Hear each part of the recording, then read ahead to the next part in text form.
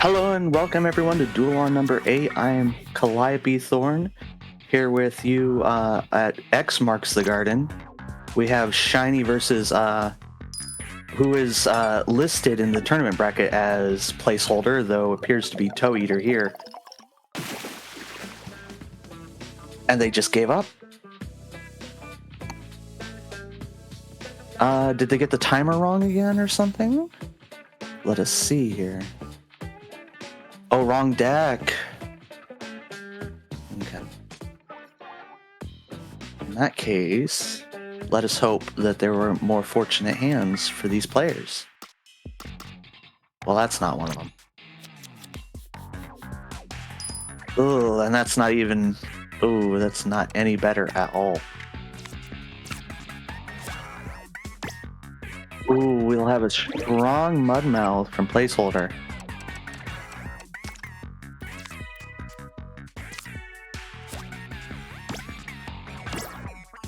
Ooh, but the Steel Eel is going to get overlaid by the Forge. Its special point completely locked off there. And so far, most of the territory is contested territory. So we will have to see who is able to actually take control of things first. Ooh. So we have placeholder commanding the vast majority of turf, but Shainy is not one to back down from making sure to claim things themselves. Question is now exactly where to go. Okay, so 2 defensive plays. Very nice. Shainy still gets to place this captain here.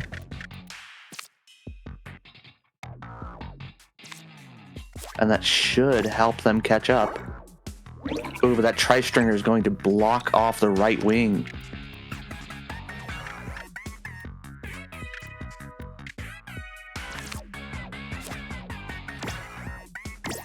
Ooh! Interesting and crucial placement there, because that Splat Bomb just ate another special block out of the Splatling. That is going to be huge for Shainy, because now placeholder has very little opportunity for building special. Neither player so far has any special points built up, but there is a lot more opportunity on Shainy's side of the board.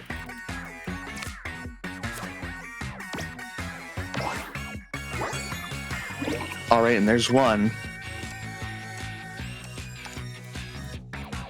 This is going to be what Shainy needs to make up for this huge point deficit.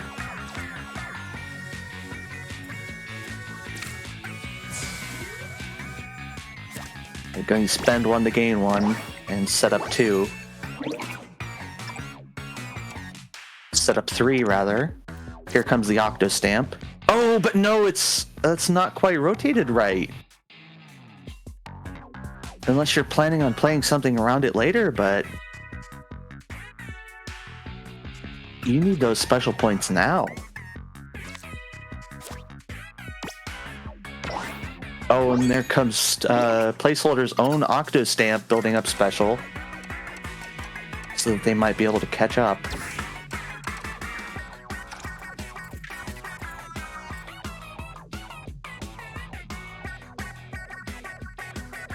That's a decent Ultra Stamp placement. It would get 2 special back, take some turf away.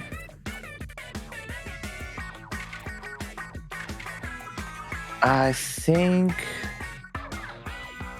there's no real way to get 3 back, though. I think the best you can get is the 2 there. Oh, when we see a pass from Placeholder, that is going to even the score up. And the special points are even as well. Though, let's see, Shiny's going to have to pass here. And their best play next turn is going to be the Tenna Missiles. Ooh. But Placeholder was able to place a E-Leader. And now there's just not really a good enough spot to attack from to really swing things around.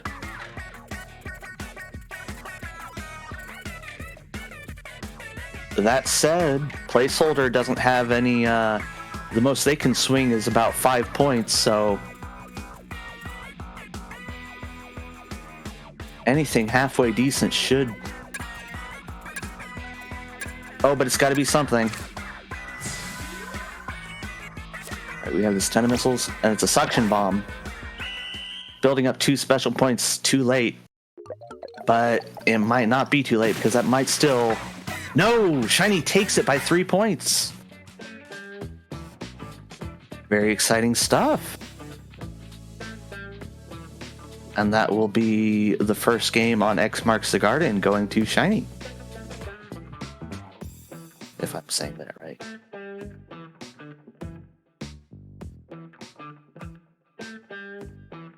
The ultimate first world problems of a commentator are that you never exactly know how to pronounce everyone's name.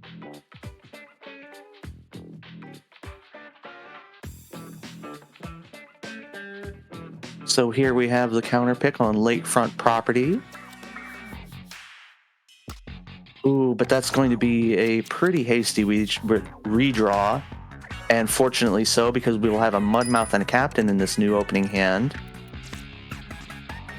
Captain, classically understood to be the best opening card in the entire game. It is the only card that goes, it has an area of 6 by 7. And now we have the Dynamo Roller coming in. Another classic given up. Oh, did they forget a turn timer or something?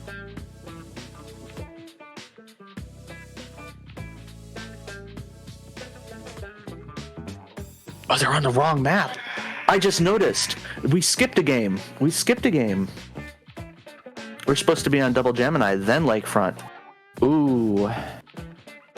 That is a little unfortunate. That opening from Shiny was really ideal. We'll have to see what they get for Double Gemini. Oh, that's... Okay, this is much, much better. Okay. So, very, very little actual change. Although we will get a Captain Mirror. Oh, just almost a mirror.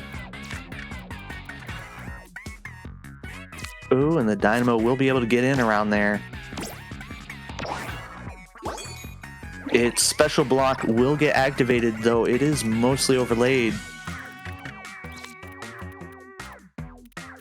And I'm not sure where this Mudmouth goes that's really effective.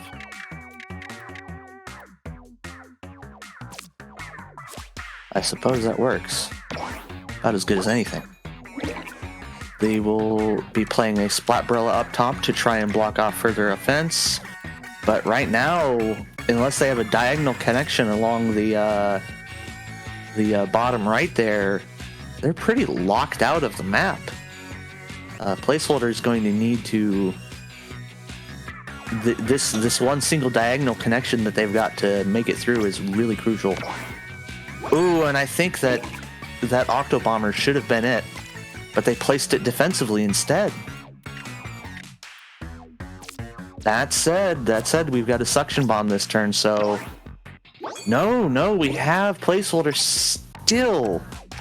still building up special in home base. Ooh.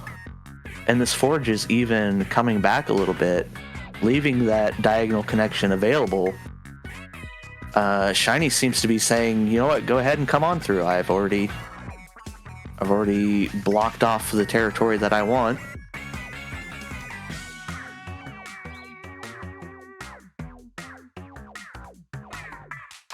Not very many big cards left from Shainy, but not too many big cards needing to be played anymore.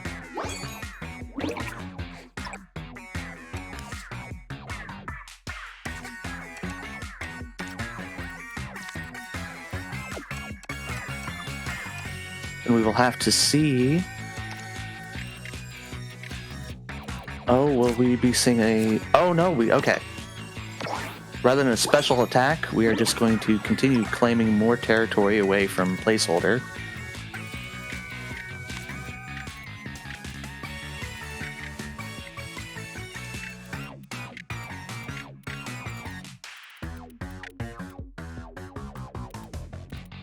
And we're looking for a nice, advantageous spot to place this Tri-Slosher Nouveau.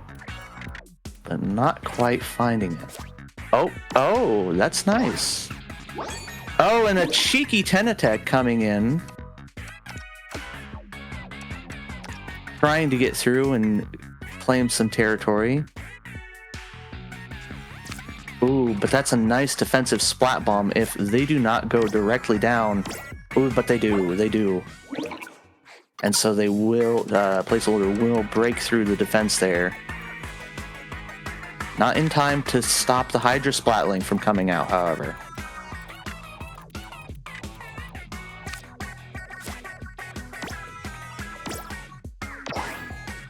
Oh, but that is going to be a lot of it overlaid.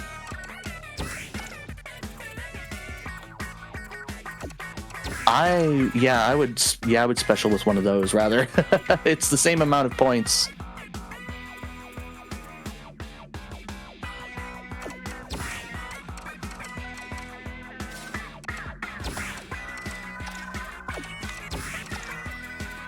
A lot of indecision here from Shainy.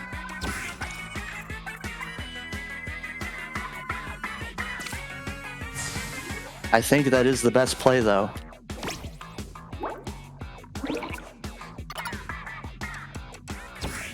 Alright, and then a 10 of missiles around somewhere in mid. Should be able to turn the game around. If there's a place to place it. I could have sworn there was one. Oh yeah, I see it. I see where to place it.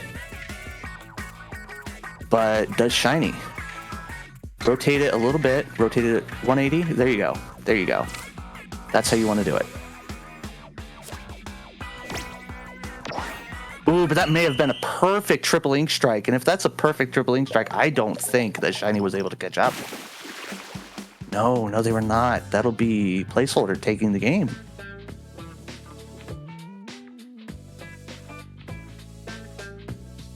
So we will be going to game 3, and we will be saying lakefront property after all.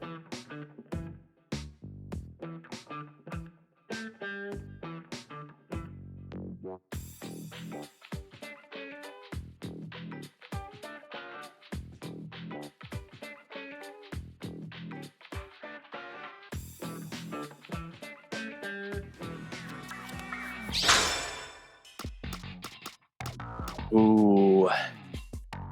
I would keep that, but I can understand the hesitation to want to switch.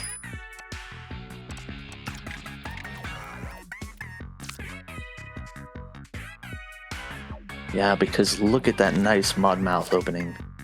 How do you disagree with that? Well, you have your opponent opening with a captain, that's how.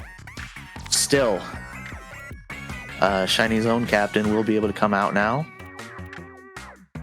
And we will have to see if... Ooh, yeah, placeholder does press that side. And that does mean the defense will be broken through.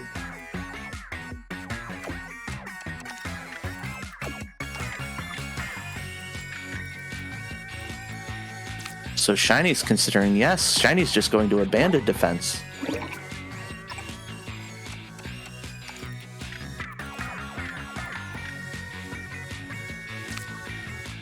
Ooh, I don't know if I'd have made that I don't know if I'd have made that a diagonal connection there. Yeah, I'd have gone down one more and just completely tried to block it off. Now, we've seen what can happen with those diagonal connections if you leave them untended.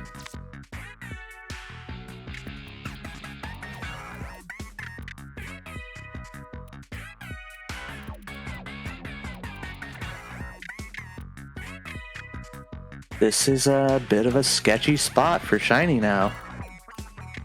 Honestly, I think just pressing the advantage and trying to go for even more turf in Placeholder's base would probably be the best call.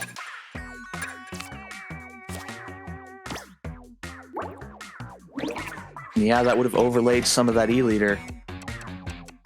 But all is not lost. Far from it. Go ahead and do that. It's very hard to place anything in there. Well, unless they do it this turn. Which they did. In which case, yes, that will be the majority of Shainy's territory becoming contested. Very, very unfortunate, but Placeholder just seemed to know which turns to defend on and which to attack on. Oh, thank you for the raid, Chara! And welcome everyone to Tableturf. We have Shainy versus the person who is named placeholder on the tournament bracket, but Toe Eater in game. And we will have to see if Shainy here is able to turn things around. We have a 10-point lead from Placeholder, while Shainy looks for the best place to put this heavy splat lane.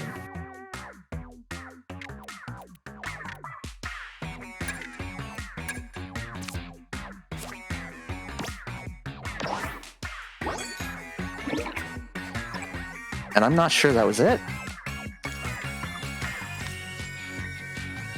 Okay, we'll have a little bit of build up there. No build up there. Oh, Nate, no build up anywhere. Oh goodness, this is the best move, isn't it? While Placeholder plays a very offensive Splatana Wiper. I see we have the Forge coming in, probably setting up for a Tri-Slosher. Hopefully setting up for the Tri-Slosher. Yes, there it is, there it is.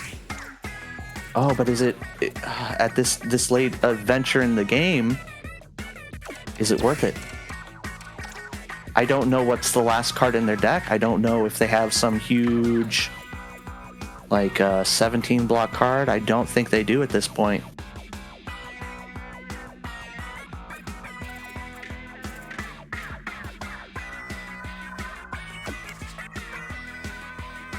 Oh, they have a Hydra Splatling, so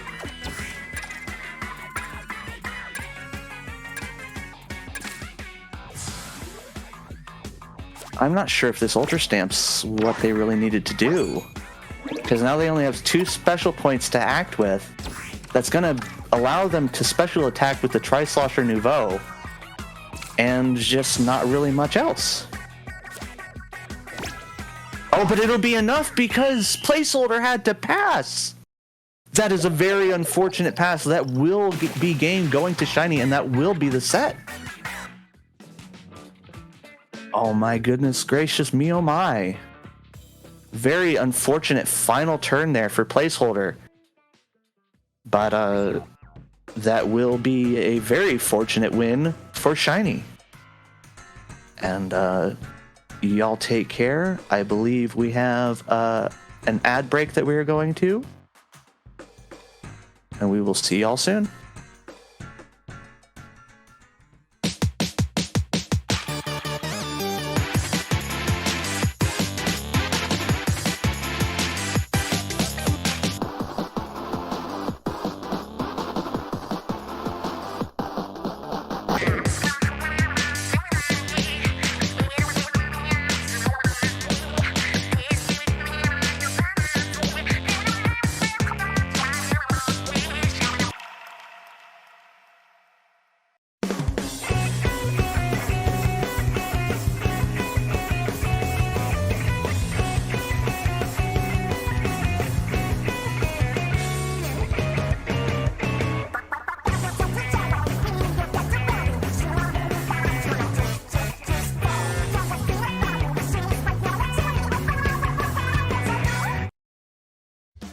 Splatoon Stronghold, a stronghold for competitive Splatoon, providing resources to long-timers and newcomers alike.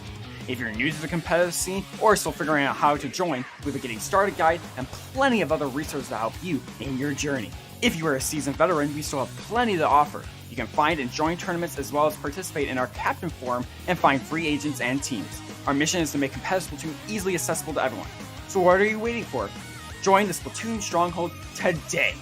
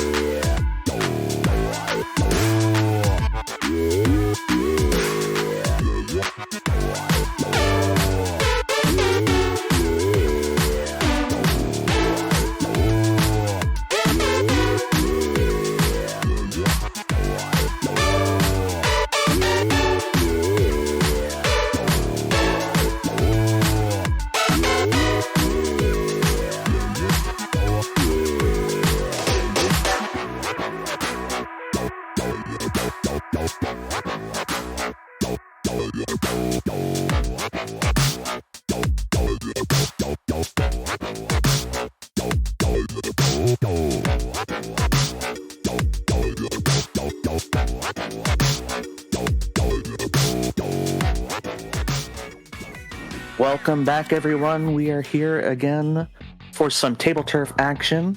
Now on Square Squared with Hawken versus Havoctastic. And we will see Hawken keeping this starting hand for the Takaroka opening play here. Though the exact orientation... Okay. We have some decision. Oh, and the very tip of it is going to get eaten off by that E-leader. Not too bad, though. Yes, this ballpoint is going to need to come in some fashion or another to try and get around. Ooh, or a power clam is nice too.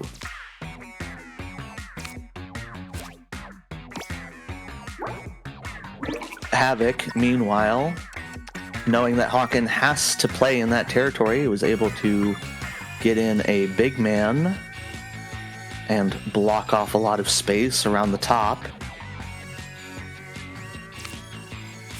And so now, ooh yeah, we're going to see a clash of some gray blocks and a very, very difficult to activate special there for the Dynamo Roller, as Havoc seems to just about be controlling where Hawken has to play at this point.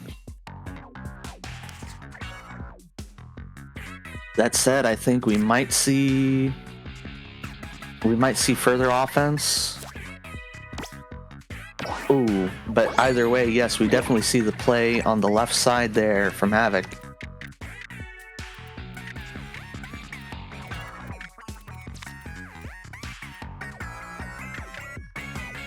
Mudmouse coming around into Havoc's territory.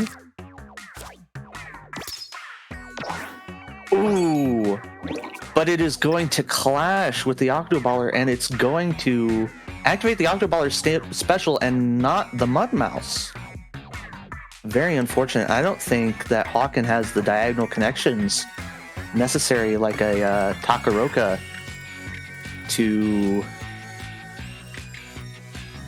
Or not a Takaroka, a Tenatech rather. Takaroka's already been played. But the Tenatech brand card would fit in nicely there.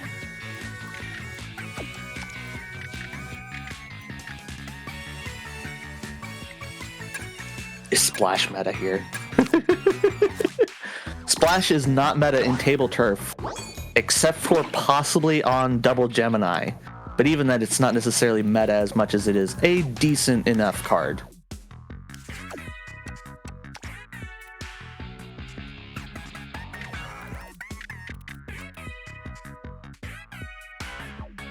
So we have a Steelio looking now to come around and try and block off some territory or just gum up the works for Havoc. Absolutely understandable, as Havoc has been gumming up the works for Hawken.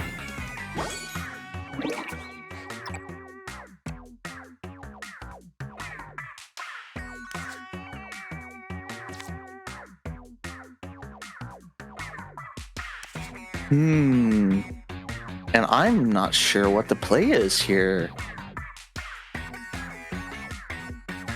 Definitely need to build special some way, but I'm not seeing a very straightforward, convenient way of doing so.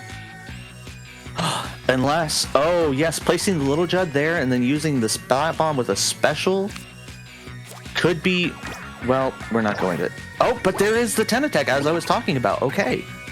So we, oh right, because that's Havoc. Havoc does have the diagonal connections. What am I thinking?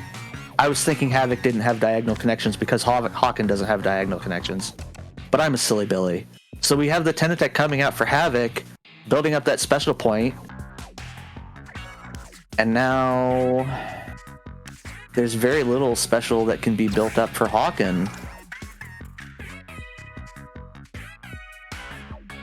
This can return a yield of 1 and steal 2 blocks away. So overall, not a bad play, but oh my goodness. Look at how many special points Havoc has up at the top there. That is definitely something to be concerned about. I would just about put this Tri-Slosher in mid, right up against Havoc's turf that's been claimed. But we will have to see what Hawken goes with. Oh. Hawken. Yes. Great minds think alike. This will be especially nice if Havoc happens to attack there. Ooh, but no, Havoc is passing. So we must be seeing some really huge plays coming out from this final turn, or else the game is going to go to Hawken.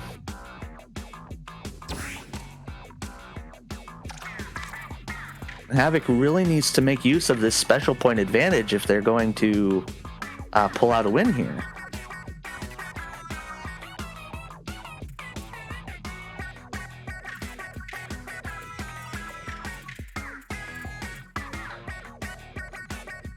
I agree with this E-Leader placement. I think that's pretty slick. Ooh, but that's a nice triple ink strike down there. It can get, oh, but even better, this is a much better spot for the Tenna missiles. I think that's probably the best spot for the Tenna missiles. So Havoc is going to need something huge. And I don't think a Bloblobber is it. I think that is Hawken retaining the game there. Yep, 87 points to 72. So we will have to see if Havoc can bring things back here on Thunder Point and possibly go to Game 3.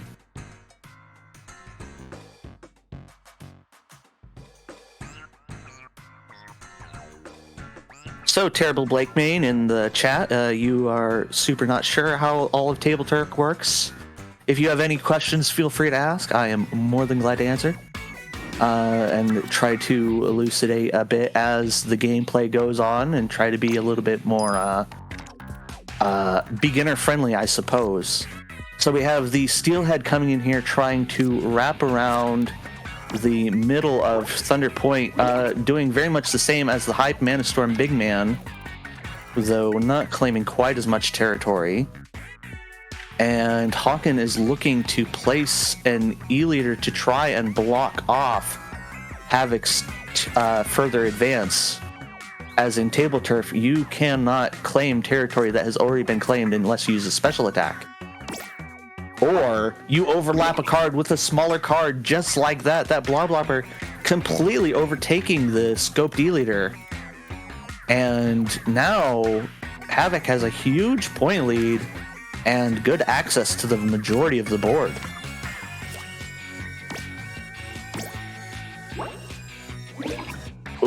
that's a little bit of an overlay in favor of Hawken. Very good, as Hawken's going to need that in order to catch up.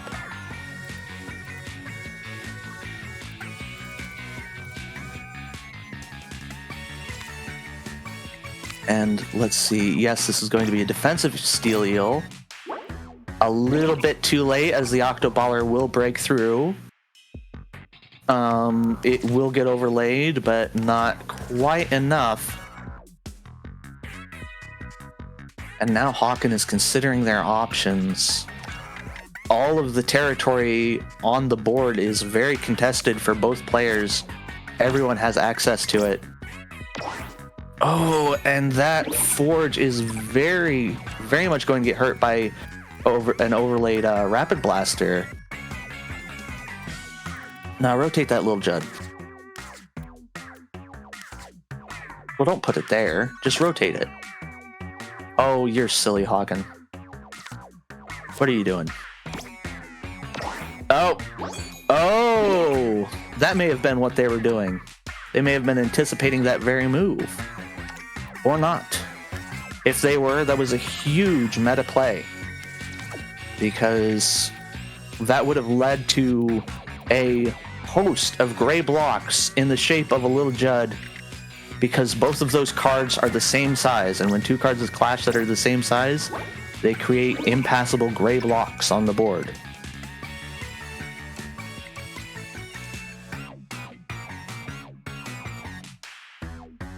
So now we see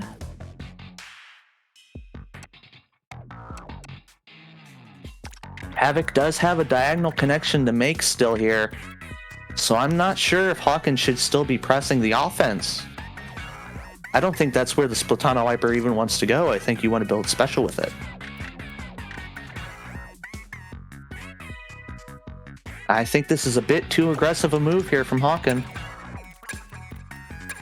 That's much better. That's much better. Ooh, and look at that, overlaying the majority of the Krakon brand. That is very, very nice. Building up 2 special points.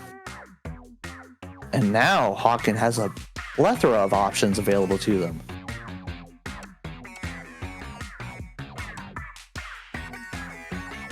I would put that Splatoon Wiper right up there where it builds special, but no, they're still looking to try and make a forward offense with it.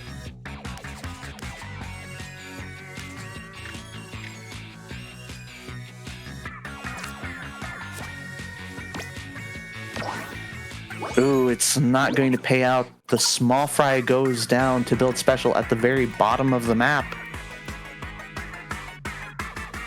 So we do have an E-leader coming in to try and take away some of this territory from Havoc. We'll have to see if it'll be enough. If Havoc plays a small card over this E-leader, it's going to be very, very huge for Havoc, but if Havoc plays a big card and the E-leader overlaps it... Oh! But it's all moot. Hawken is instead choosing to build special with the Splat Bomb, using it as a special attack so it can overlay the green block there, and then build 3 special while still giving 1 to Havoc, but tying things up a little bit more. A little bit more in Hawken's favor.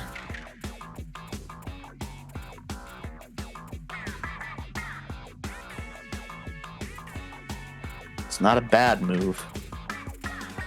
I don't know if it's your best move.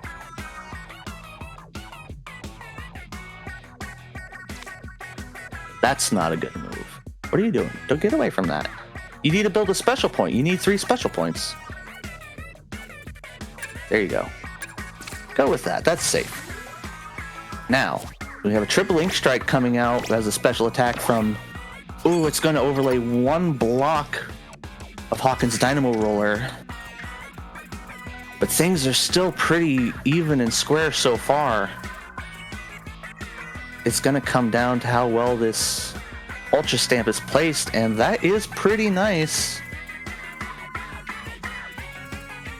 That only leaves 2 blocks that are unaccounted for, and they still will be gained territory. They're just not switching over. Ooh, but that was also a very nice E-liter. So we will have to see how it comes out. Oh, that will be Havoc keeping the game by 3 points. Hawken was unfortunately not able to turn it around, and so we will be going to game 3 on River Drift. And yes, triple ink strike is good. It is, in fact, one of the most used specials in the game.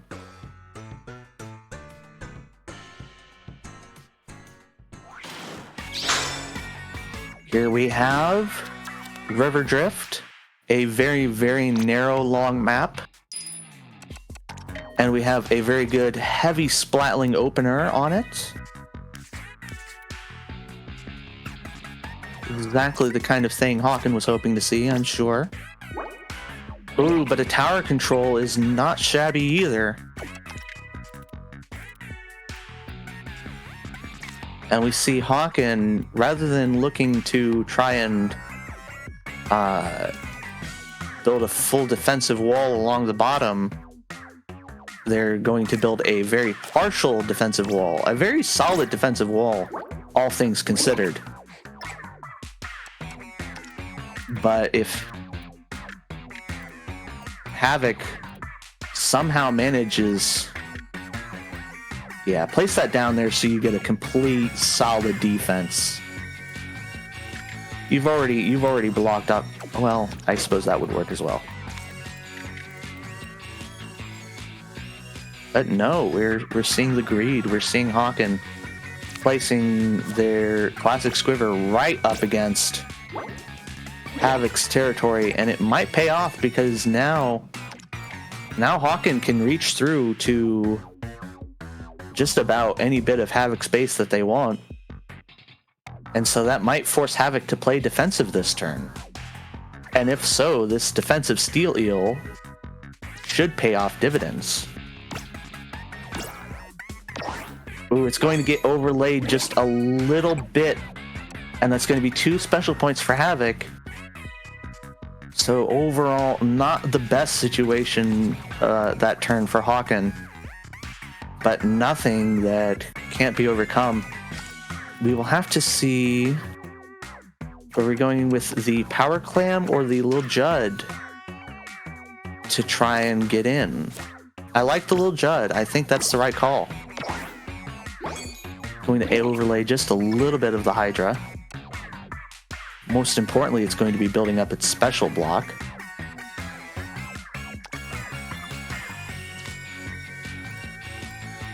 And then the Power Clam can do very much the same. Though it can also go down and to the left a little bit and set up for the Splatana Wiper. Not if you place this E-liter here, though. I don't know why you would play that E-liter.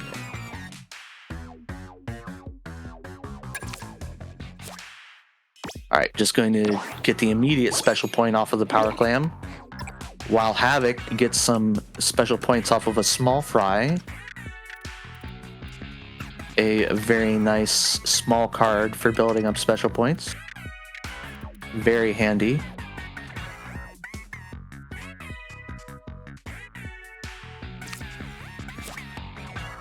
And we have the Splat Charger coming around the side as Havoc builds up even more special with Lil Judd.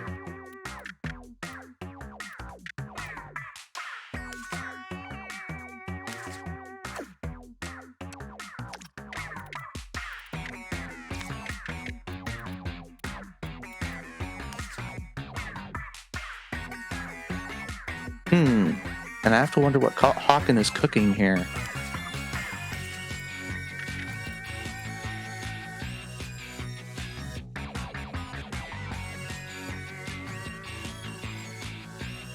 I don't disagree with that E-liter play. I think that's probably your best move right now. Oh, and we have a 10 attack brand coming out, poking through just a little bit. Most importantly, paying for itself and building up even more special.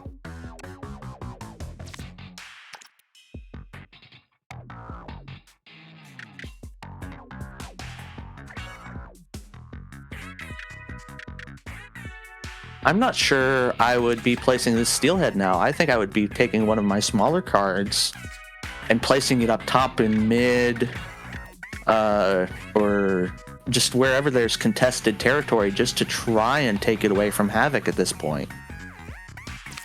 Because you already have the point lead. You have a deficit of special. So really right now what you want to do is be a nuisance. Oh, but that's a nice splat bomb. That's a really good place to put a splat bomb. I think you should do it. You don't have the suction bomb or a fizzy bomb, which would slot in. It's just 3 blocks tall over at the left side of that special block there, but I don't think it matters too much with 5 special points now. You just need one decent attack.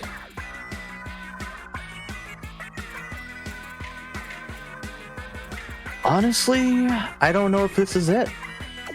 I think I would try Slosher, build up another special, build up like 2 special points off the Tri Slosher, and then just play the Dynamo.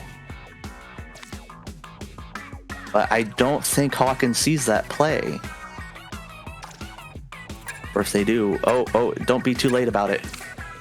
No, go up, rotate it. Oh, you panicked just a little bit there. So that will leave you only 4 to work with. And that will mean the best you can do is your Ultra Stamp.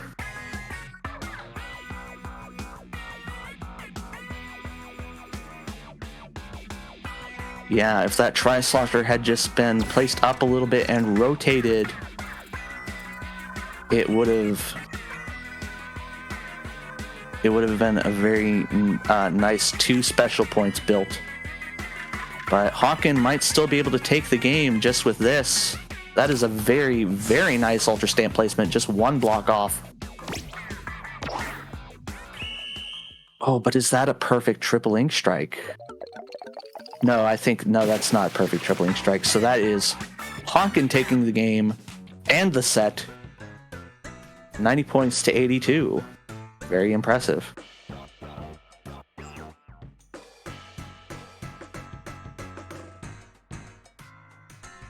All right, and so I believe we will be taking another break. Stick around with us, and we will be back with more Table Turf action.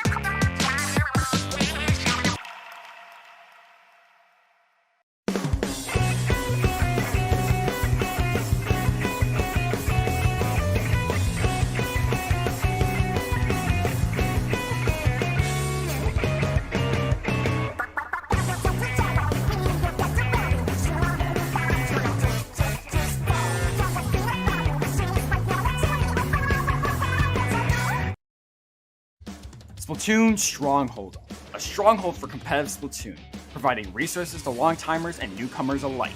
If you're new to the competitive scene or still figuring out how to join, we have a getting started guide and plenty of other resources to help you in your journey. If you are a seasoned veteran, we still have plenty to offer. You can find and join tournaments as well as participate in our Captain Forum and find free agents and teams. Our mission is to make competitive Splatoon easily accessible to everyone. So what are you waiting for? Join the Splatoon Stronghold today!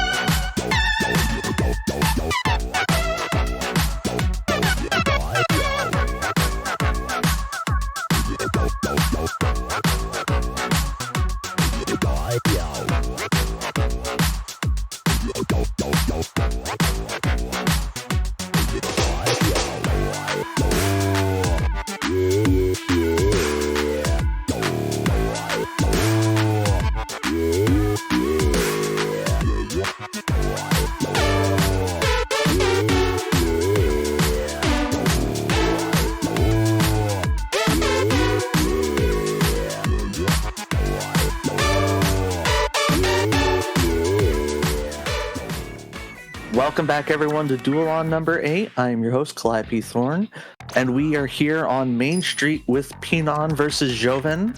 Very strong opening hand. We've got a DJ Octavio coming out turn 1 from Pinon, and Ljovynn as well, both of them mirroring each other across the map. Very like-minded players here. So we will have to see if an E-leader comes out this turn as well. No, it's an Octohopper, and is going to cut off the tip of the E-leader and fully block off Ljovynn's territory. But Pinon doesn't seem to mind too much. Oh, but they might mind that E-leader scope getting overlaid that much. That hurts a bit. Steelio coming through and making most of Pinon's territory contested now. Oh my goodness, and we have the Spore raid. Thank you, Spore. Hello, and welcome to Duel On number 8. We are watching some very exciting Tableturf action. Oh, we have a Squid Force coming around to try and gum up mid and make sure that Pinon has very little options for attack. This ballpoint Splatling might be about the best they can do to get in there. Oh no, they're going to special in with their Fizzy Bomb. Paying a special point to get in just with this. But if Ljovynn blocks here... Oh no, they do not. They do not. So we might see a big play. We got the Mudmouth coming in now, trying to steal some territory away from Ljovynn. And doing so, overlaying the end parry just a little bit.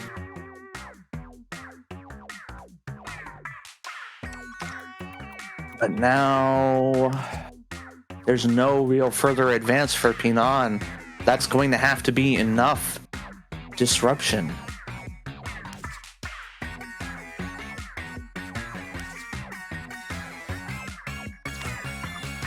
Ballpoint Splatling looking to build up special on its own down in the bottom there. If that is what Pinon goes with, but no, we have the Carbon Roller making sure to make the most of contested territory while it can possibly do so. And now the question becomes, how do you make use of what very little space you have left? You need to build up special points if you're in this situation and you're Pinon. Ljovynn has a whole lot of special points and a pretty significant turf lead. It's only 4 points, but with that much special built up, 4 points is a lot. Oh, and now there's nothing in hand for Pinon to do. They are going to have to pass. Very unfortunate set of draws there for Pinon. Their cards that they could have used as a special attack were all still in deck.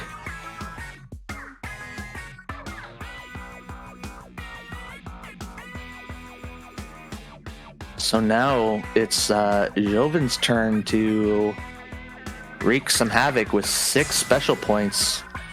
We're going to see a special Rapid Blaster Deco coming in, building up a special point of its own, taking up a lot of Pinon's turf.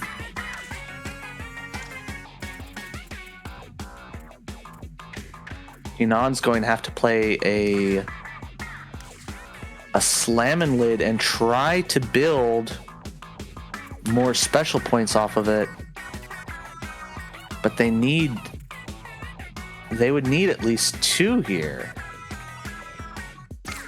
This might do it. I'm not sure if this is their best play, but this is a decent play.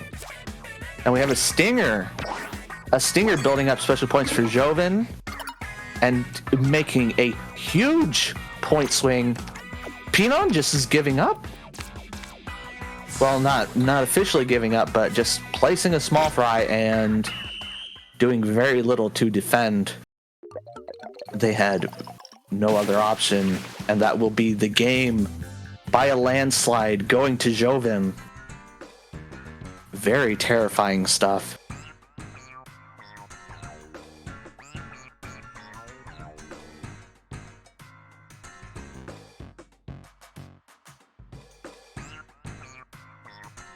Very terrifying Tabletuf stuff.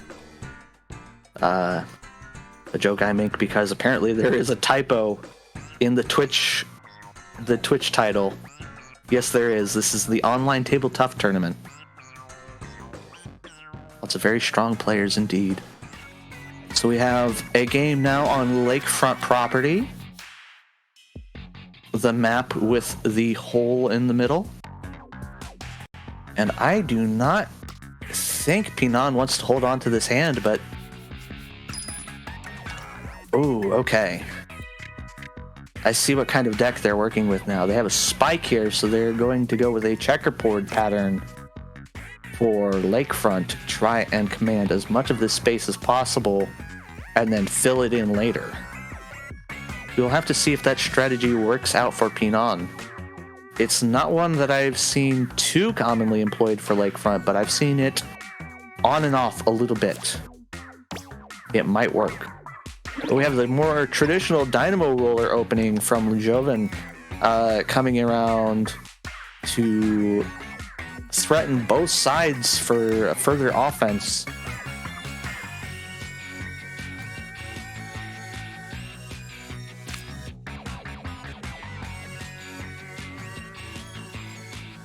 And then we will have to see what Ljovynn what side they decide to attack from. Oh, it'll be a heavy splatling up top that is going to get overlaid by the 96 gal. Ooh, that is much more in Pinon's favor. This special block here from Ljovynn is very easy to activate. But I don't think that's even what Ljovynn wants to be going for this turn. I think they want to make sure they don't get blocked off by this steel eel, even though they don't know it's necessarily a steel eel coming. They want to prevent getting blocked off down here at the bottom. And it just might happen. No, that will be a stinger breaking through, proving itself to be the more annoying Salmon Run boss.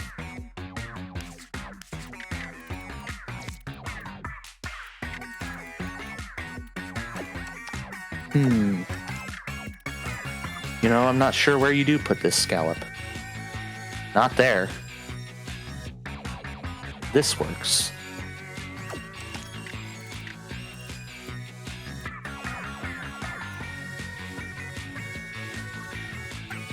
Ljovynn now has so much of a threat to Pinon. Pinon isn't quite sure how to get in. Ooh, I don't think that's how you... Is there any other way to do it, though? Ah, that works. That would be pretty nice, as that would make it harder for that one special block to get activated.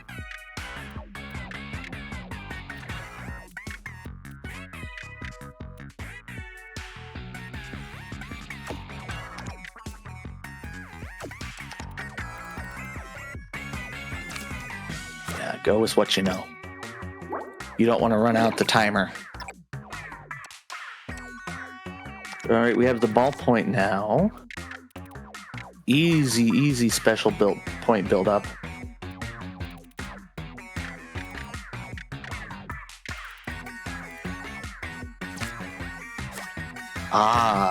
But even better, special point build up in contested territory. Ooh, but that is 3 special points built up for Ljovynn. Ooh, that is kind of sketchy. That's not where you want to place that. You want to place that under your steel eel. In between your steel eel and Ljovynn's steel eel. Yeah, right there. There you go. You see it. Ooh. Tell me, Pinon, do you have the Tenatech brand in your deck? Because that would be very handy for building up that special point right there. Goodness gracious. Ljovynn now with that Lil Judd catching up in turf and special, and well, keeping the lead in special point, but catching up in turf's points.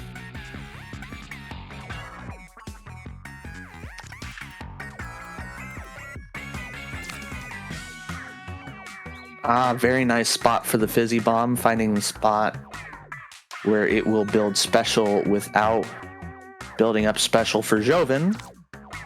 Though there was another spot it could have been placed up top. Ooh, and it wouldn't have created that gray block there.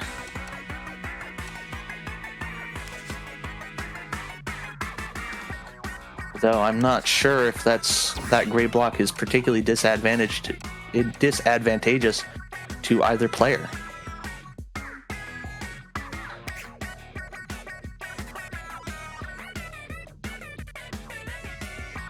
Pinon now having to pass the Scallop brand card.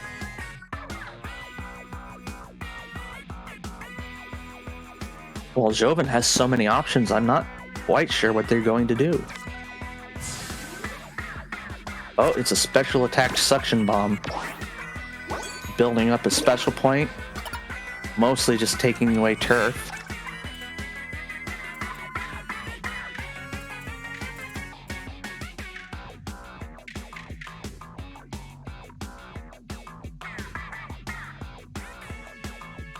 You've got a better spot for that Lil Judd. But that's where it's going to go.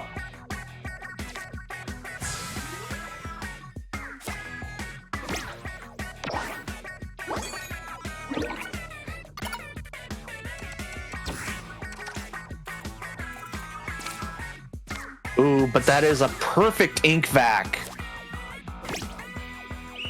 And I don't think it's enough, but that was a very perfect ink vac. No, that'll still be 10 points in favor of Ljovynn, and that will be set going to Ljovynn. We will not get the game 3.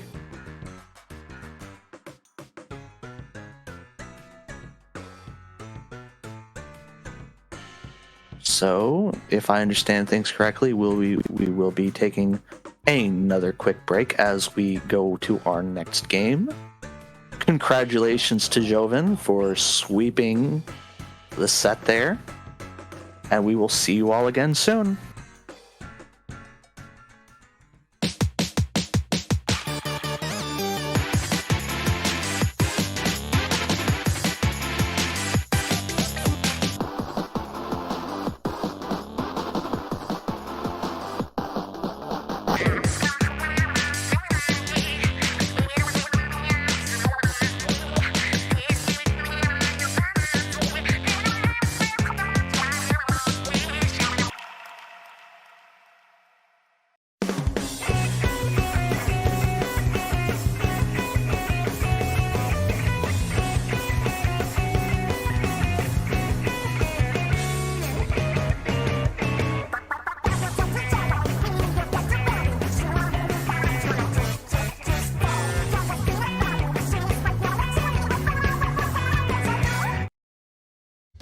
Splatoon Stronghold, a stronghold for competitive Splatoon, providing resources to long-timers and newcomers alike.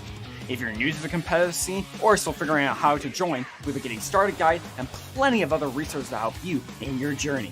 If you are a seasoned veteran, we still have plenty to offer. You can find and join tournaments as well as participate in our Captain Forum and find free agents and teams. Our mission is to make competitive Splatoon easily accessible to everyone. So what are you waiting for? Join the Splatoon Stronghold today!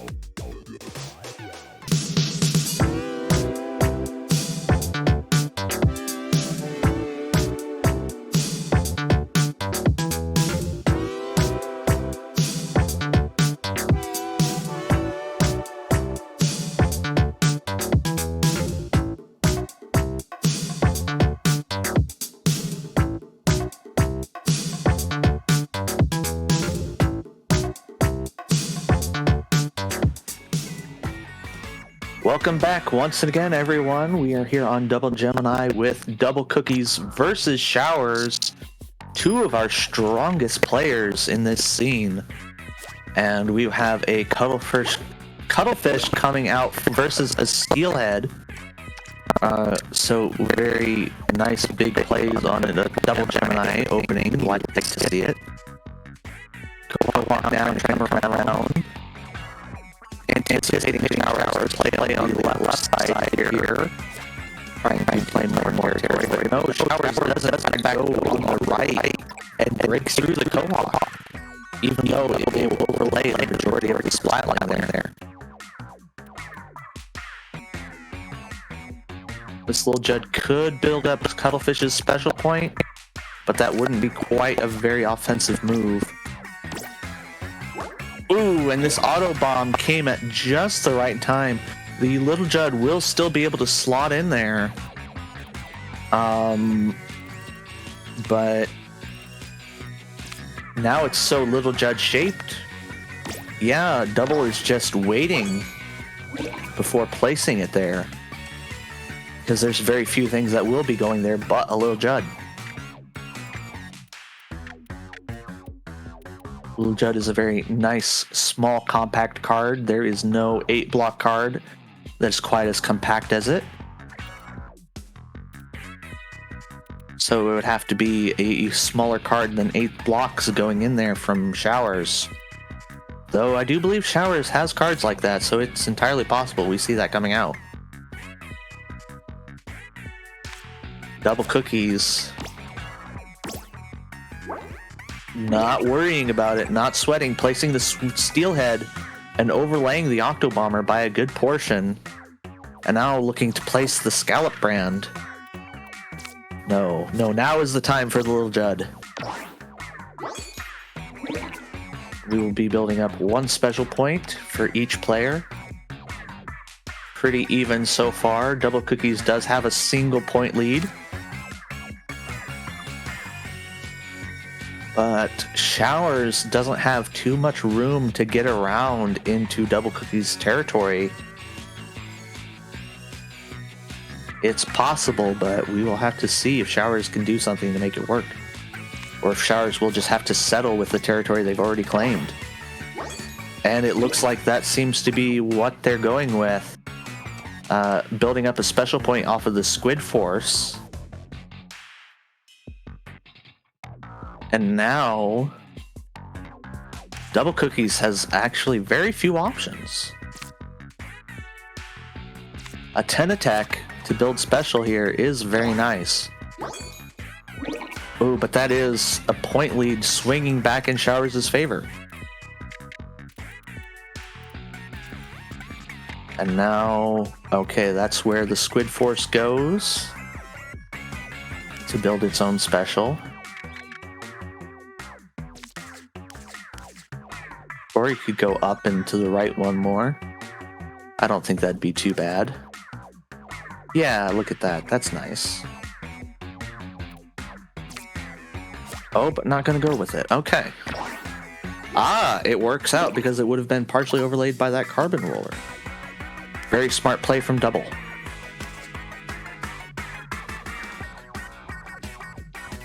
So where... or what do we do, rather? This Splat Bomb could be used a number of ways, but we could just go with Captain already.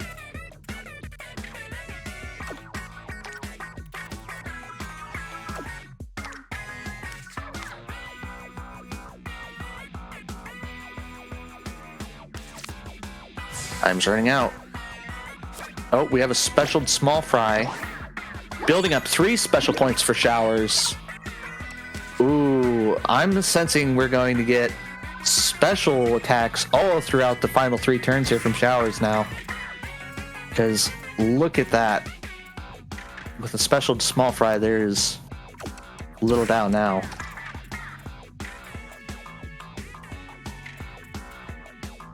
Not quite the best Ultra Stamp placement, but I do think it is the right call to go with the Ultra Stamp before the Captain in this instance.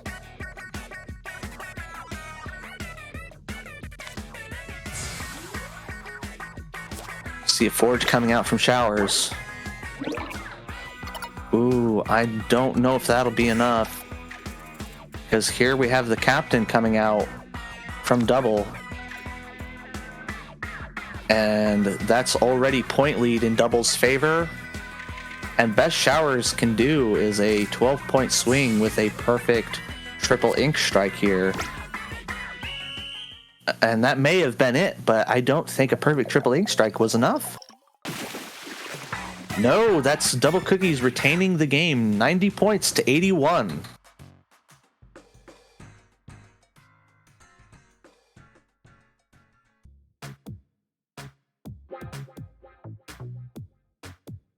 We have some right good proper Tableturf action here. Very exciting stuff. Yes, it is Tableturf now. We have fixed the typo.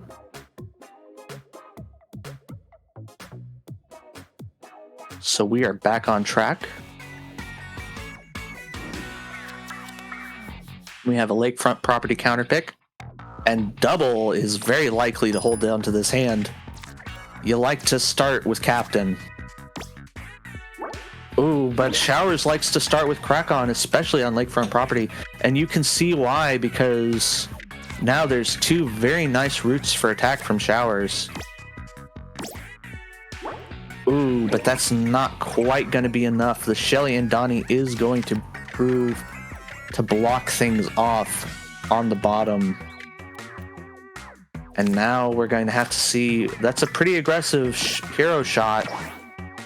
It's going to overlay the majority of the Mudmouth, but the Mudmouth will get through, and the Mudmouth will build up its special point, crucially.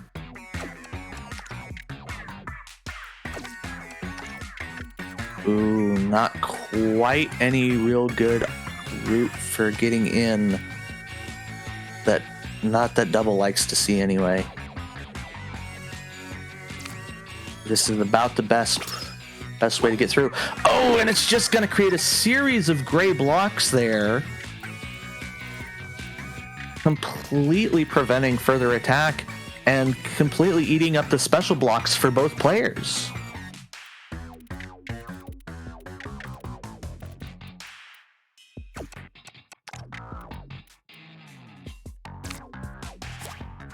Looking to play at ballpoint splatling now.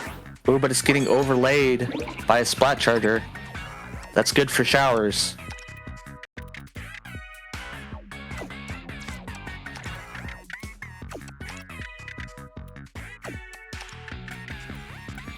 Double really wants to come around that side. And good on doing so that turn, because it will overlay the Tri-Stringer and build up its own special and set up the Cold-Blooded Bandit Shiver. Or the Takaroka. Really, either one works quite well. Even a Fred Crumbs. So many options now.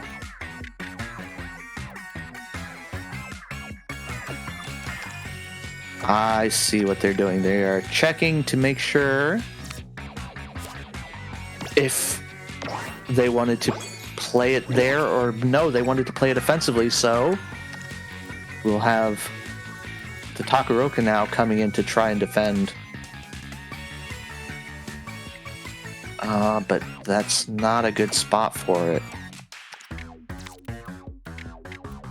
So maybe...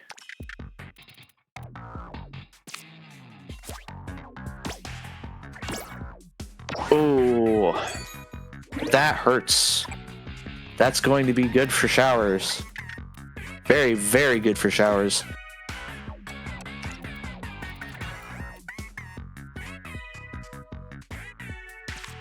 This point lead that Double has might be for nothing if Showers keeps up with this special charge build-up.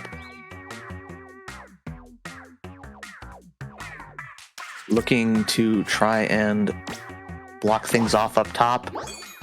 But no, a ballpoint splatling just narrowly dodges getting overlaid, and it just builds even more special points. But that is a nice spot for the Tenatech brand. You can't complain too much about that. and placing it so that the special block is facing Showers' territory. Very smart. That ensures that they will be able to overlay it as much as possible.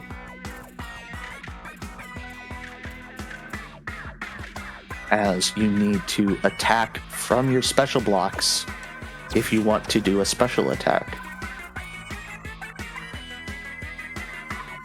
That's a nice little Judd. I would go with that.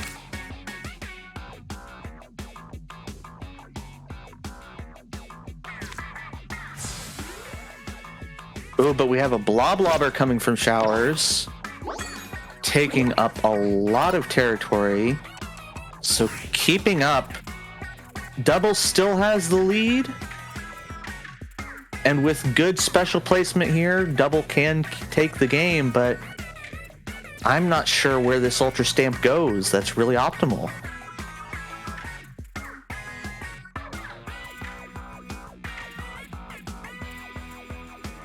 Meanwhile, we'll have to see Showers likely has the triple ink strike, and I see a couple of good spots for it.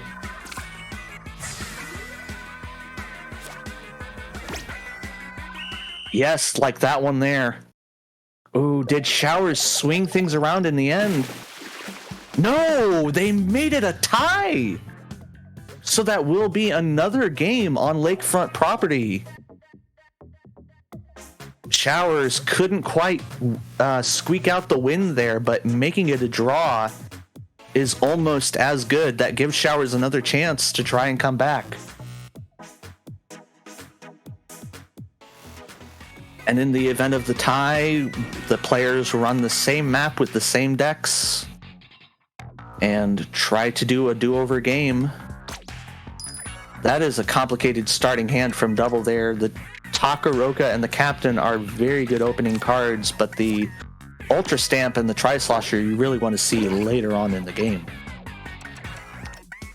That said, Cold-Blooded Bandit Shiver coming out as a top deck. Very, very fortunate.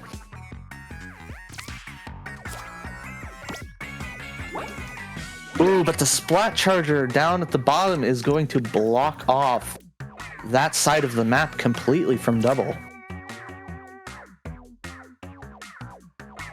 Double looking now to combo off with the Takaroka. Oh, but it gets blocked off as well by the Splatana Wiper. And now Double absolutely needs to play a card on the bottom part of the map, else they just cede that territory to Showers.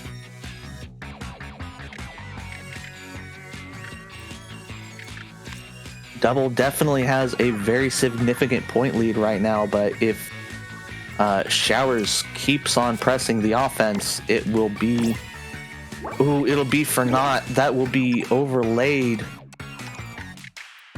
And there is still a good chunk of contested territory for Showers to steal away from Double.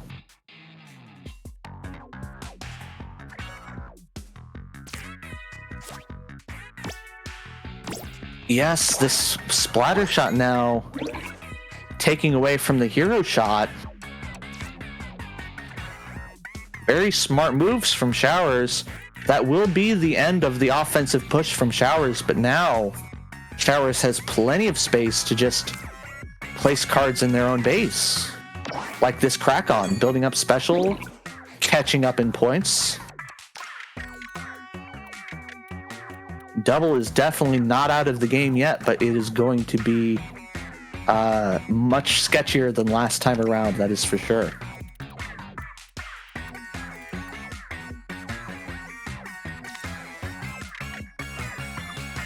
Looking for the best spot for this Tri-Slosher.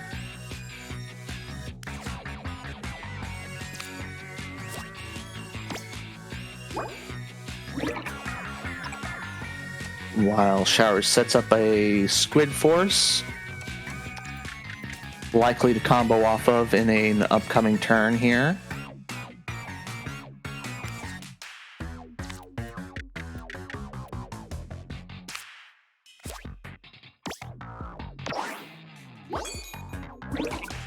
Ooh, but the Suction Bomb is going to catch up in special points instead.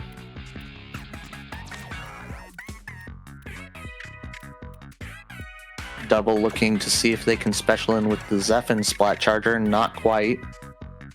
Best play here is going to be building up special with the Tenatech brand. Ooh. Showers is inching ever so closer forward, keeping up in special build up. This still looks like it's mostly DblCookies' game, but not so insurmountable a lead that Showers can't turn things around. It's definitely much better than last time, at least from Showers' point of view. Double, I would have to say, is probably not feeling quite as confident about the situation.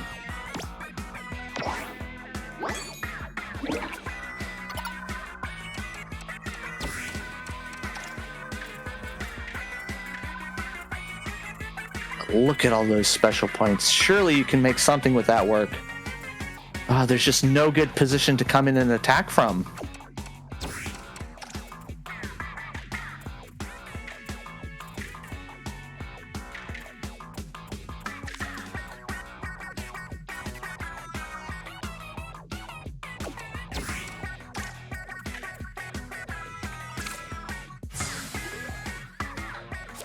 Breadcrumbs coming out versus the ballpoint Splatling. Oh, but the biggest swing that Double can possibly do is still 12 points, just the same as Showers. And now Showers has the point lead. So it's really going to come down to special placement. And I don't know where Double puts something to really come back from this. It's going to be an Ultra Stamp there. Going up against the Triple Ink Strike, though, I don't think it's going to be enough. I think Showers took the game. Yes, drawing the first one and taking the second. Very nicely done. Congratulations, Showers. We will have to see now in game 3 who will take the set.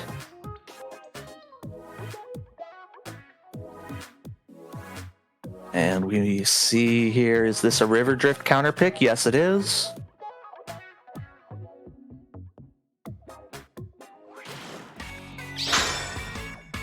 So match point. And that is going to be a quick redraw from DblCookies. That is not the opening game you want to see. And this one isn't all too much better, but it will at least work. Ooh, but the Splat Roller, a much smaller card, still reaching in about as much as the Cali.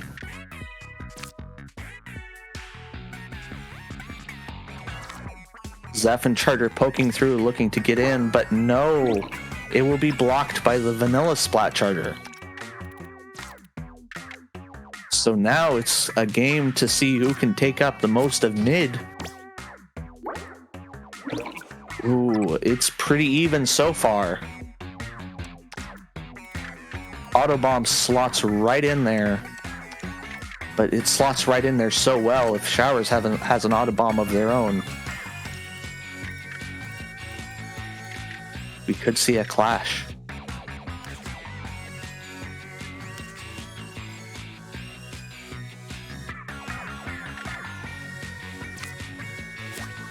Going to get in with the Shelly and Donnie instead. Ooh, a small fry comes around to build 2 special points for Showers.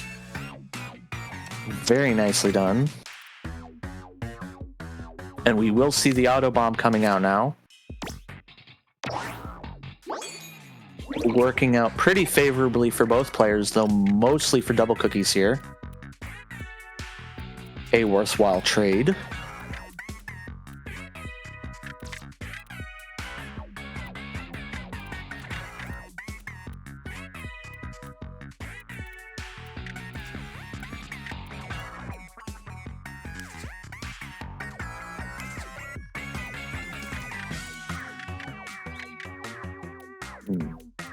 I would set up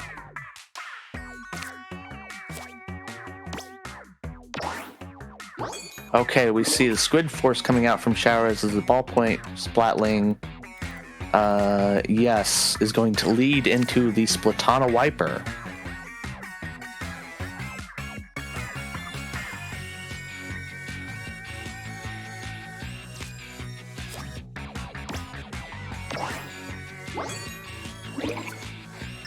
Oh, but Showers is now catching up in points with the special point lead. And Double doesn't have too many places to place this hero shot. None that are really super advantageous.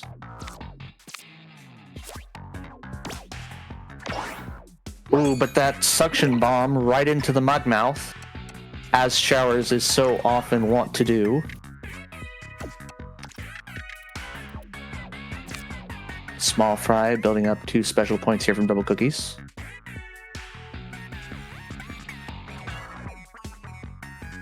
That is what's needed as the point lead could easily melt away.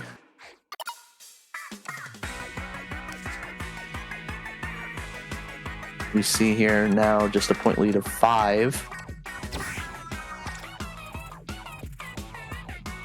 Looking to special in with something. Oh, I do think that's the best play there. Oh, but that is cheaper. Tricky situation. Going to go with the Tri-Slosher, specialed in. Building 2 special points, so basically paying for itself, but most importantly, providing a nice route for attack.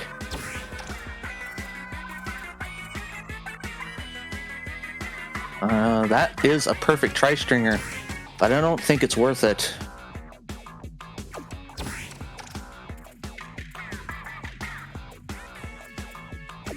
Ooh, near perfect Super Jump. Honestly, I would just play the Tri-Stringer.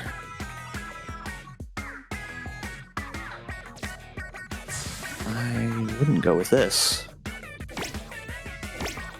Oh, that does work out a little bit in DblCookies' favor, overlaying the Bloblobber just a bit.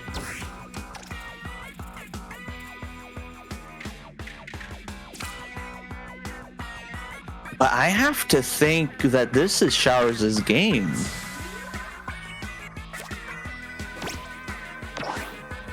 Ooh. We'll have to see. We'll have to see with that Super Jump if DblCookies was able to keep things. Nope. Showers was able to take the set, and move on to the next round, knocking DblCookies into losers bracket. Very exciting stuff. And we will see y'all soon here after a quick break with, I believe, winners round 5. See y'all then.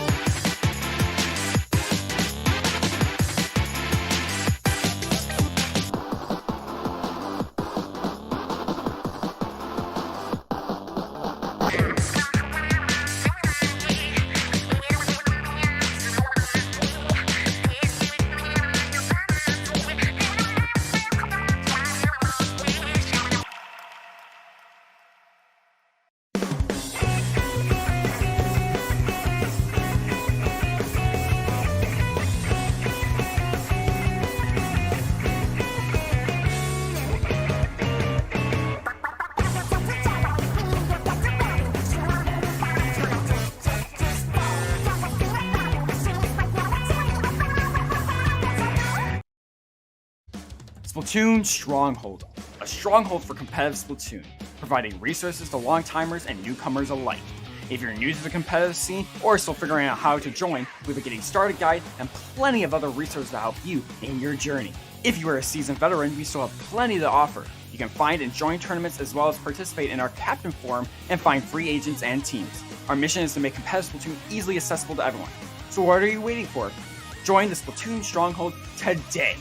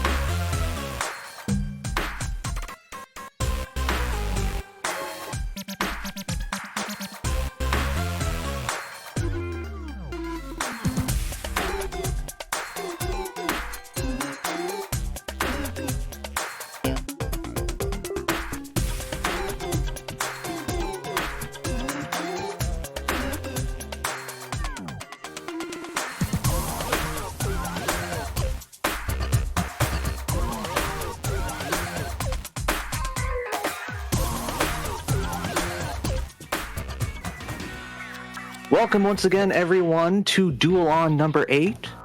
I am your host, Calliope Thorn. We are here on River Drift with Showers versus 90. 90 looking to redraw their hand for a better opening, finding a blobber. Well, we will have to see what Showers is cooking for this River Drift starting match. It will be the E-Liter 4K scope. Not reaching in quite as deep as the blobber, though commanding more territory. And 90 is deciding whether to place the crack on with the special block outward offensively or defensively towards spawn. We are going to go with the outward offensive placement. And both players are going to defend towards mid. Though, okay, that was just 90 setting up things, making sure they would work in the future. Very smart play. And we will have a Steelial coming in, not quite interacting with that Squid Force, whereas the Squid Force will command the most territory there. Could be good for Showers. Showers does have the current point lead at 37.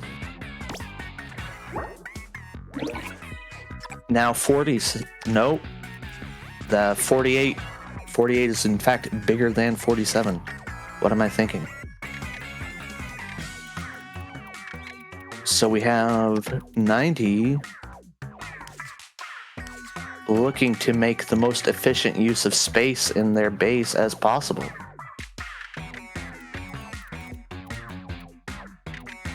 I would say that might be it. Do they... Oh, I didn't quite catch their deck. Do they have the regular E-Liter to slot in there?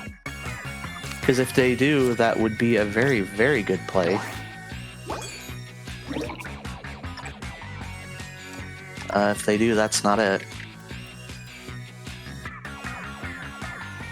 Though that is not a bad position for the nozzle nose. Not the best, but definitely not bad. Okay, I do believe I saw the regular E-Liter in there, so that will be setting up for some combo potential.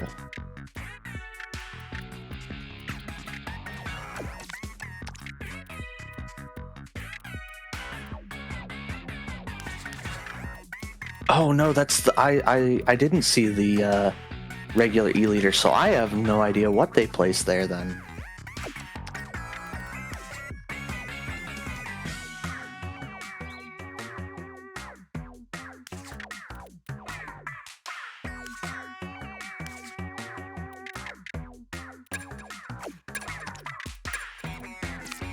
Ooh, nearly running out of time to place the Octo Stamp.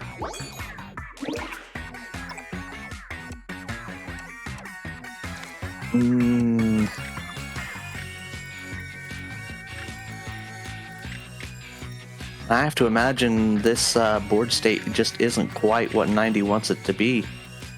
That said, that is a good spot for the Big Swig Roller. It would set up the Splatana Wiper quite nicely. Not here, though.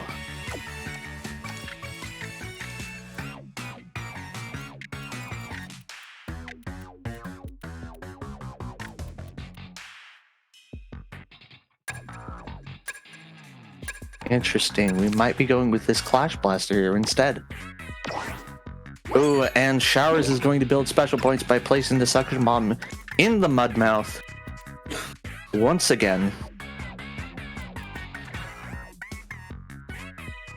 A classic play because it works.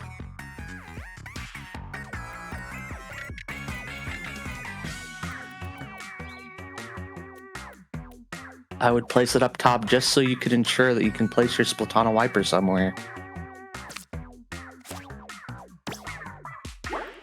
Ooh, and there goes the ballpoint Splatling.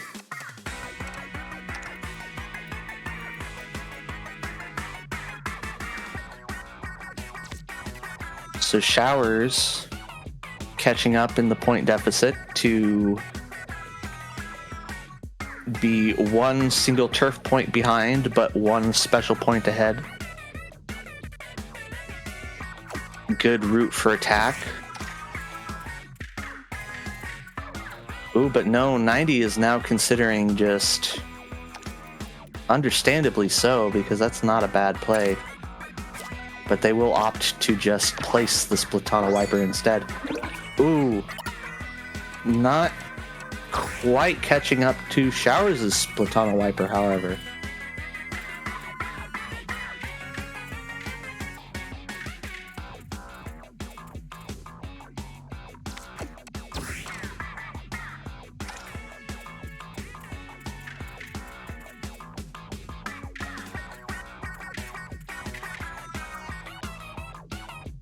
Could get 3 by going down 1, but I don't know if it would be worth it. I think just this move here is the best bet. Oh!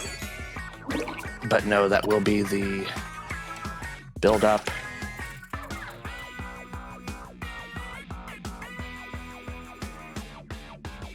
Oh. Yeah, 90's just going to give up. That is Showers' game. Very nicely done. So we will see 90's counter pick here.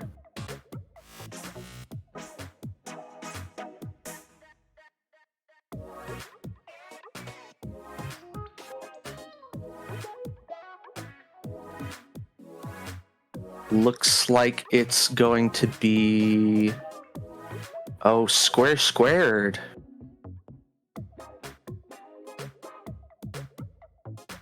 Now this is a very favorable stage for Showers. Showers very much likes square squared, so we will have to see if this counter pick works out in 90's favor.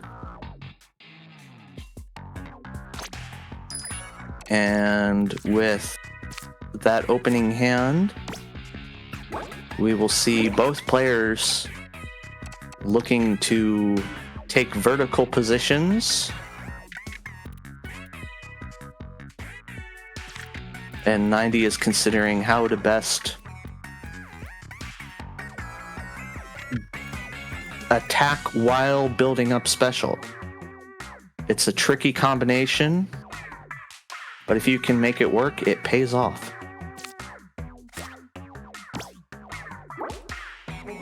Ooh. So that will be the points tied up now. 25-25. With Showers blocking out a good chunk of territory. But 90 might just keep the offense up. A little bit of a clash with the ballpoint Splatling. Building the special point off of the ballpoint Splatling as well. But crucially, breaking through and making Showers' home turf into contested territory.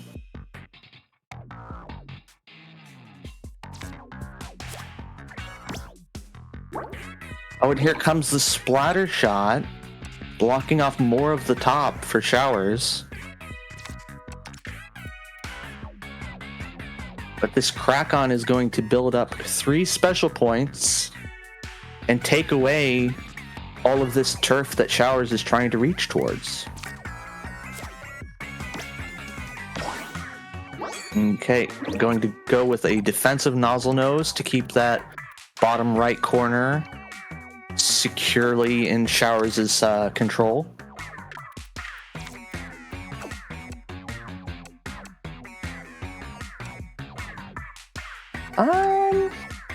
I like the Clash Blaster. I'd go with the Clash Blaster. Oh, but the Tri-Slasher is nice too.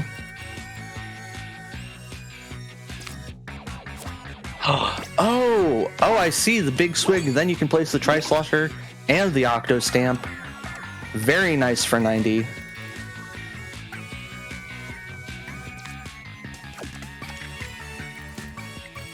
Going to go with the Tri-Slosher as that is technically contested territory.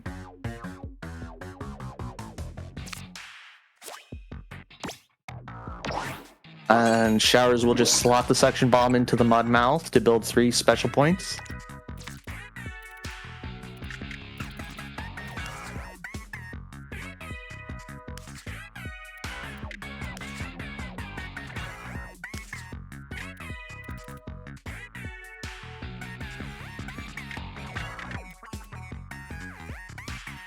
I think the Clash Blaster Neo going there is probably the best play for this turn.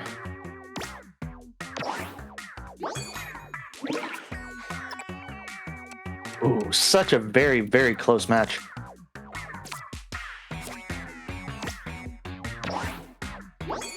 Oh, but Showers has so many special points now. We're going to see special attack after special attack after special attack here.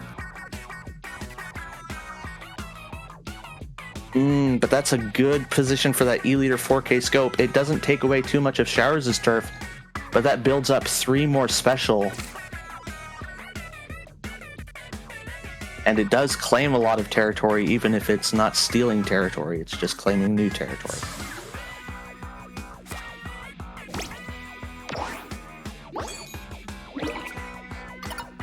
So that will still be the majority of the point lead in 90s' favor.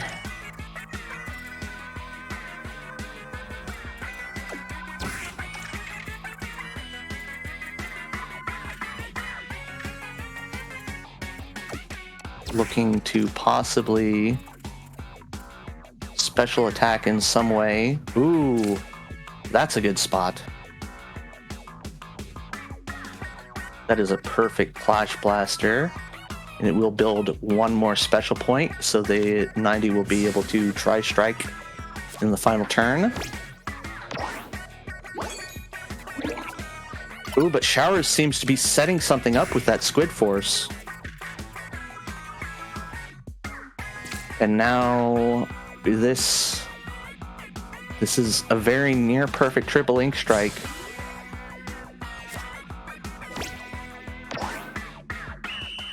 Oh, is that a tie? No, 90 takes it by 3 points.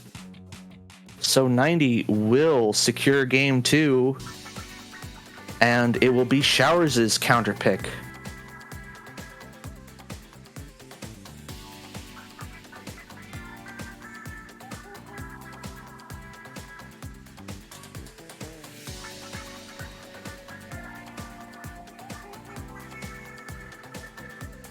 We will be going to lakefront property for it.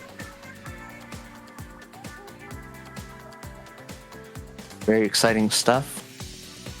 The stage with the hole right in front of mid, or taking up mid rather. Ooh, and that is a very strong opening hand for 90. I would have been very surprised if it had they redrawn that. Crack on here is a very nice opening play of one that Showers favors, and very possibly, ooh, not what we see. However, we have the E-liter 4K scope, so I'm going to guess that Showers just did not have the Crack On brand in hand at that time.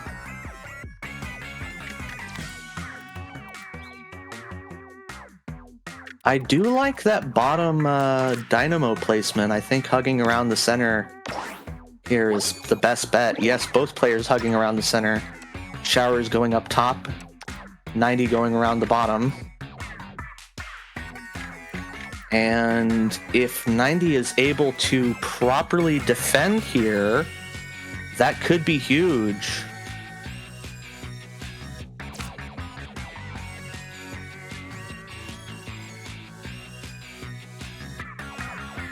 But Showers might be looking to reach around. Yes! Going with the Splat Charger. Reaching around to the bottom. And now 90 has defended in about the wrong spot. So it looks like, yes, they're going to just block off territory over on the right side, but not too effectively. Showers, anticipating that move, goes to block it off with their splatter shot.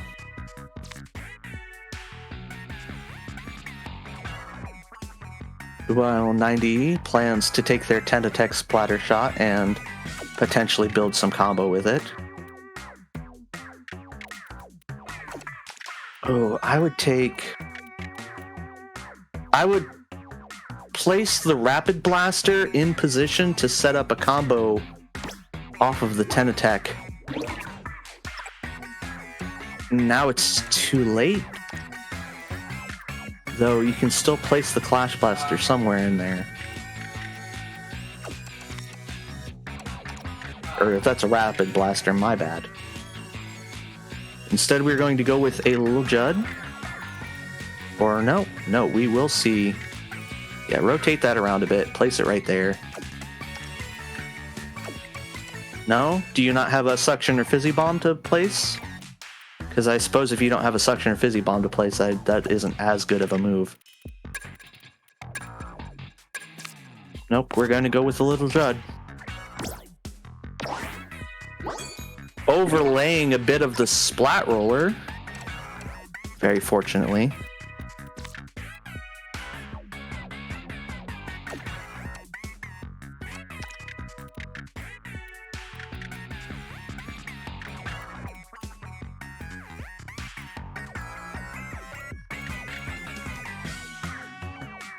I'm guessing that 90 just doesn't have a Suction or Fizzy Bomb to place there because there is a lot of hesitation.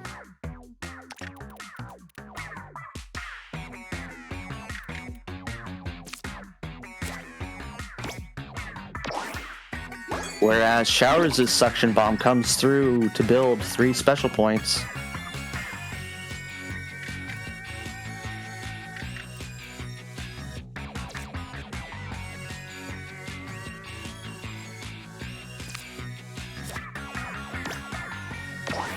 And a ballpoint Splatling from Showers now as the E-Leader Scope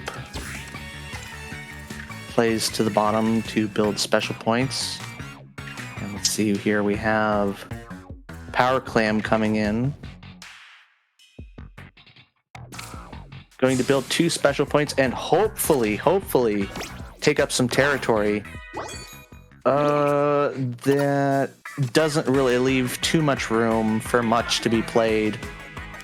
An Octostamp could go in there, but the Octostamp is probably better played trying to get 2 special points off of it with this, this positioning. No, go over to the side one. Rotate it and go over to the side one. You wanna block off the... Oh. It still builds 2 special points, but I would have gone with the move that blocks off any offensive play from Showers there. That said, this Nozzle Nose positioning is pretty good. Not too much to complain about there. Especially if Showers chooses to attack from that node. We'll have to see. Showers sitting with a very comfortable special point lead. So I have to imagine they're going to special attack both of these final 2 turns. Yes, we see the Crack-On brand coming out. Ooh, but it only builds 1 special point. So that's only 2 special points for Showers to work with. That may have been a misplay.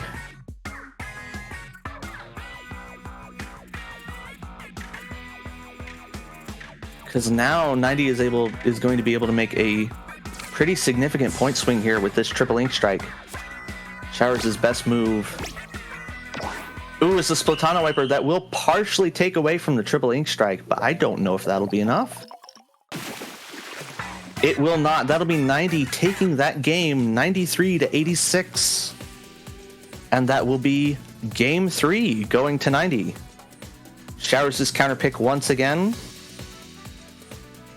Showers is going to have to win both of these games back-to-back to avoid dropping down to loser's bracket. Though I imagine they will find not too many threats there, as once again, these are some of our better players here. Showers, DblCookies, 90, all very top-skilled players.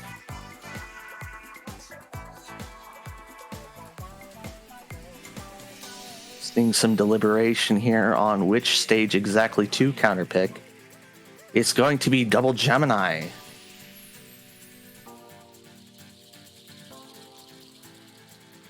The largest stage in the game.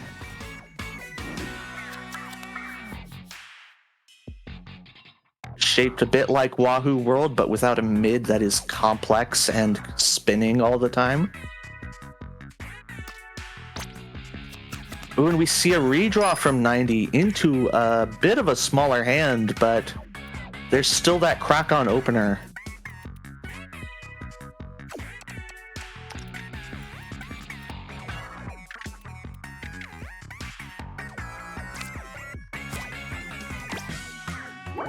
Ooh, but Showers gets a captain to open with probably the best opening card in the game. In all of Tableturf. It is the only card that has an area of 6x7. And the Squid Force will be breaking through the heavy Splatling, making all of 90s turf contested and accessible for Showers.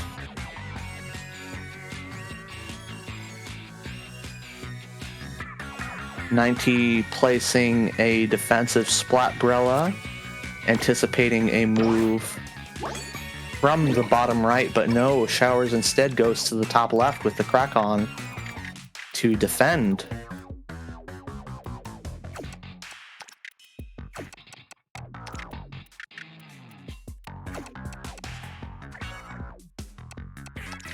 '90 looking to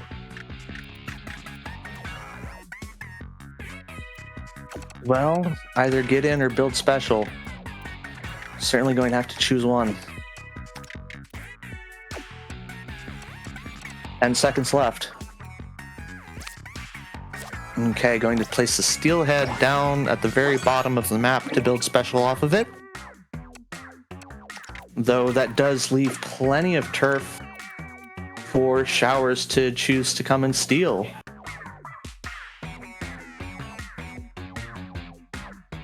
Chum will be able to break through in there and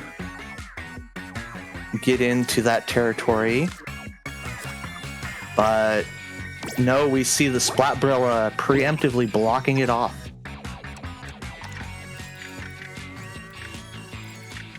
And the Octobomber is just not quite going to make it. This is the best spot for it, unfortunately, though it's not a terrible spot at all. Yeah, you just gotta settle with that.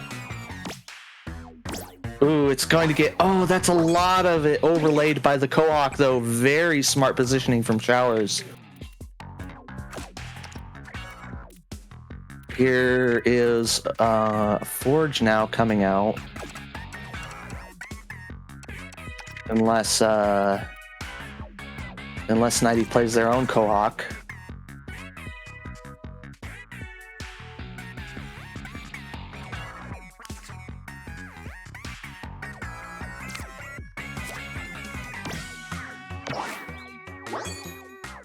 Showers placing their own Octobomber up towards the top.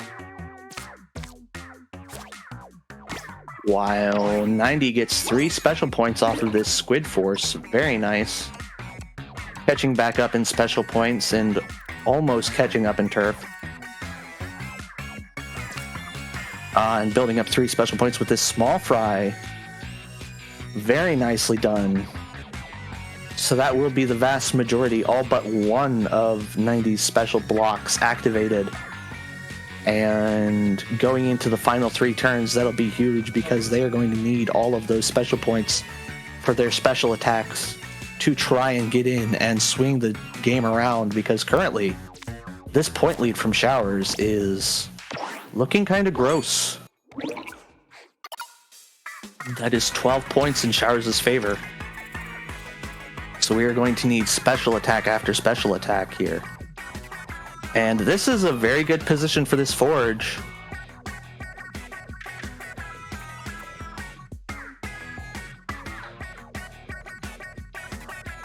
I would go with the one that takes away the most blocks.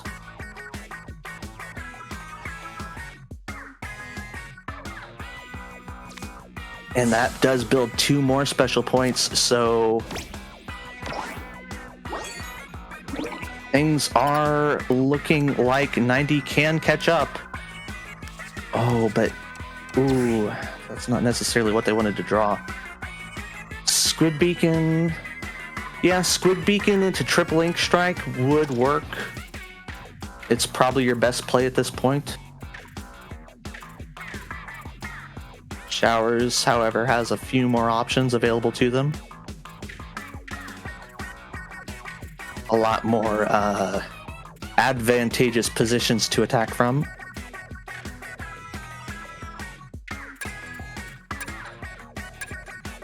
Yeah, that's good to go with. And it'll be a carbon roller. Ooh, and that's 5 special points for showers now. That's a pretty good triple ink strike. That's gonna be about as good as 90 can get. Will it be enough? Showers' own triple ink strike comes out. Ooh, and I think that one was even better. So no, that is the game going to showers, so we will go to game 5. Very exciting stuff. This will be 90's counter pick, but Showers still has the chance to seal things away and keep this win streak going.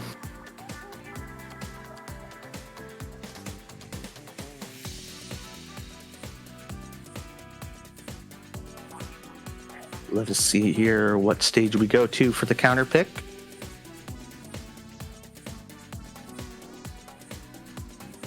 Oh, 90 playing it safe, going with Thunder Point. What is considered to be the most balanced stage in the game.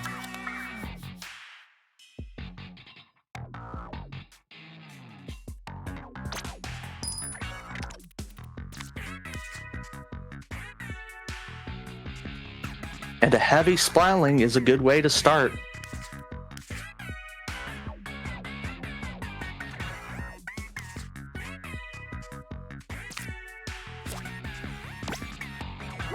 But so is the Scope D leader.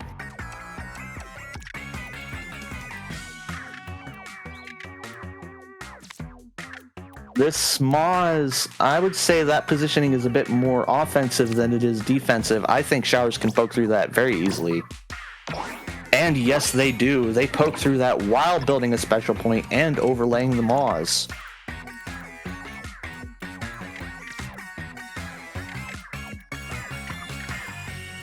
.90 looking to instead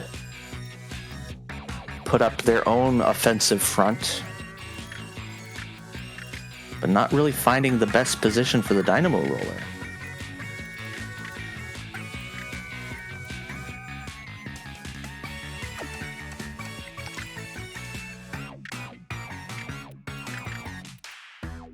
I think that's the wrong Clash Blaster. I think you want to be using the other one. But ooh, and there comes the Splat Charger to cut off a lot of the left side from 90.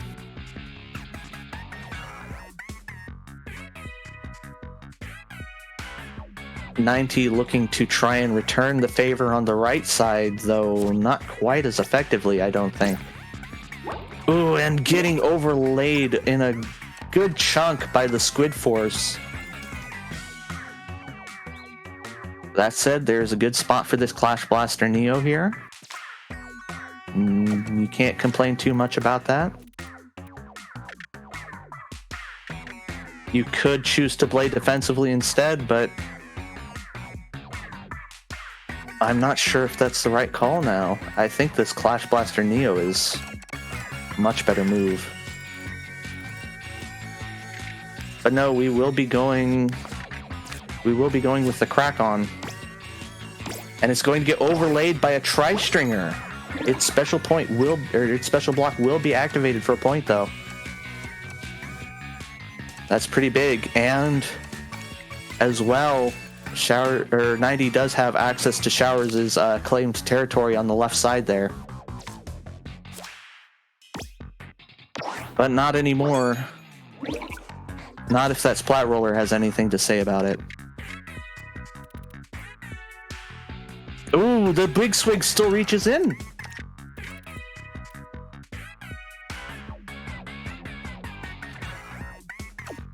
But is that what you want to do? Maybe you want to, yeah, maybe you want to go up here and try to steal away even more space. Decisions. I don't know if going along the bottom is the best move here, though. I feel like that's where Showers is going to go, and I feel like that's going to cause you to get overlaid. Oh, but no, Showers instead takes the defensive position with the Blob Lobber.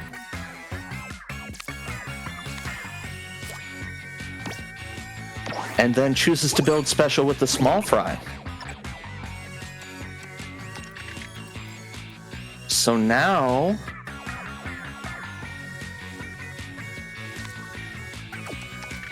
a lot of the space is kind of going to 90. No, 90 is going to choose to build special here while Showers tries to take away that space. Make sure it is not used for evil. And 90 just decides to instead build special in their own base, keeping things safe. Likely setting up for a 10 Tech brand. I don't know if they have 10 Tech brand in this deck, but if they do, there's a very good spot for it.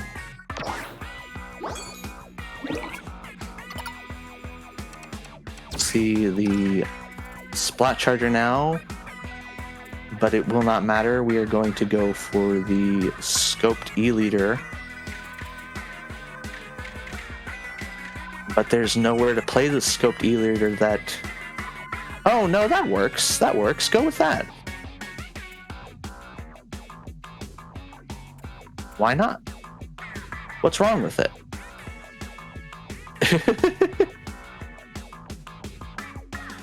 You already have the point lead, 90. I would go for not giving too many special points to Showers, but no, we see 90 going with that. And the Mudmouth coming in to build up even more special.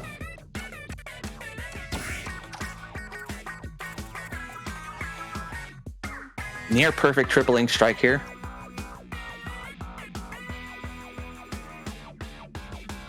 Showers is going to need a perfect one. Oh goodness, not even that, no.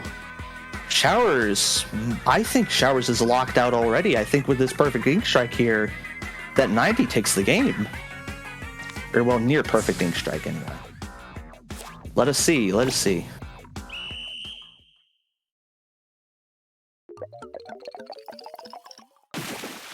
Yes, that will be 90 retaining the lead and taking the set, knocking Showers down into loser's bracket, and 90 going on to grand finals. Congratulations to 90. Very nicely done. Showers, you will have to make your way back up through the loser's bracket and try to get a rematch.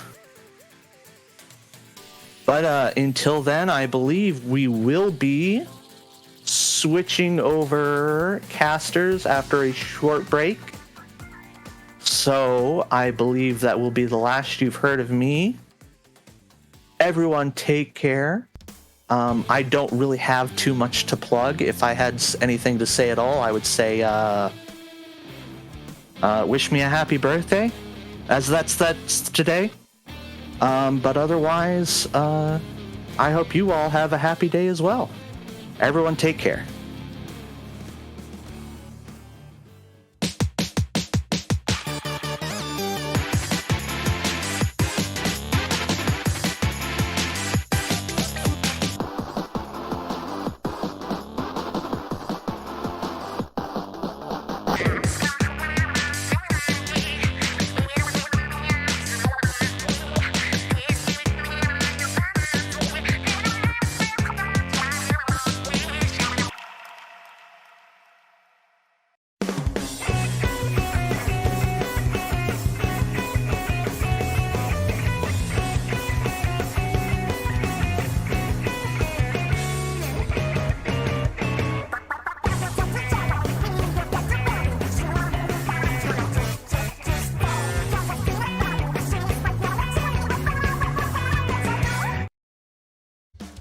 Splatoon Stronghold, a stronghold for competitive Splatoon, providing resources to long-timers and newcomers alike.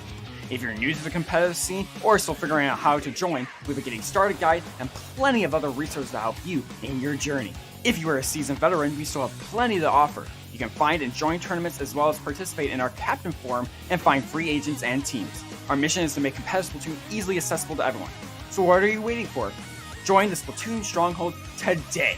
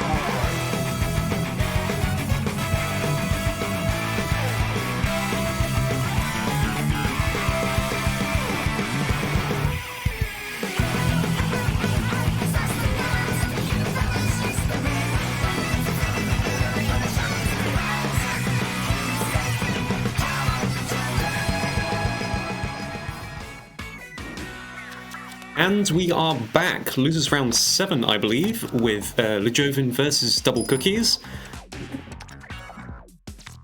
Here on Square Squared. What's going to happen or not? We're watching Ljovynn's perspective. They've double started with hero shots, I think.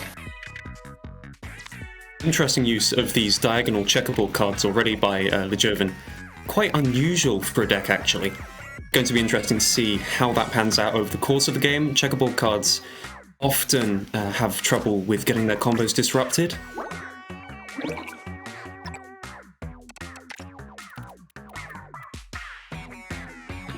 Using this Octobrush here to really just pierce through DblCookies' line that they're trying to set up here. Right into that backline area, not able to set up or run off any turf of their own. Sorry about that.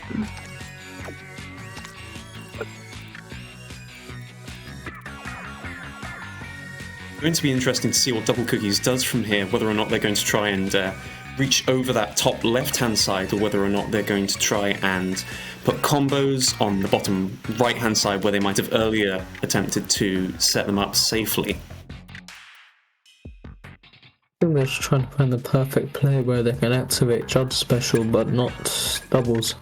I think they're just going to go for it there.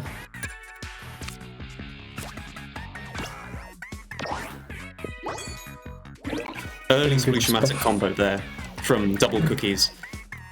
Yeah.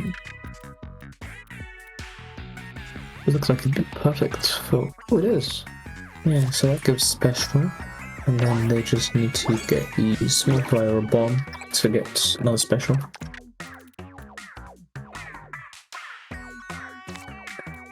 But I do not see that being a likelihood right now.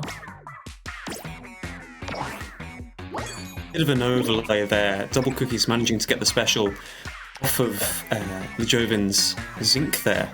Is that Zinc? It's Zinc.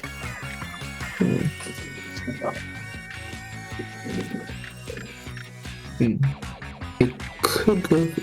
They are trying to make the most out of the amount of cards that they have on double side, but double still does have a perfect paramount because they have the option in the middle and the option on the bottom left. Angle shooter there being used to deny quite a lot of space, and also set up Ljovynn's own combo maybe in that area with the sprinkler. I don't think that they're gonna go directly for that though. Yeah, that does seem like a better defensive play, but that's given double the chance to use a second thing, get through like that, which is given a solid wall.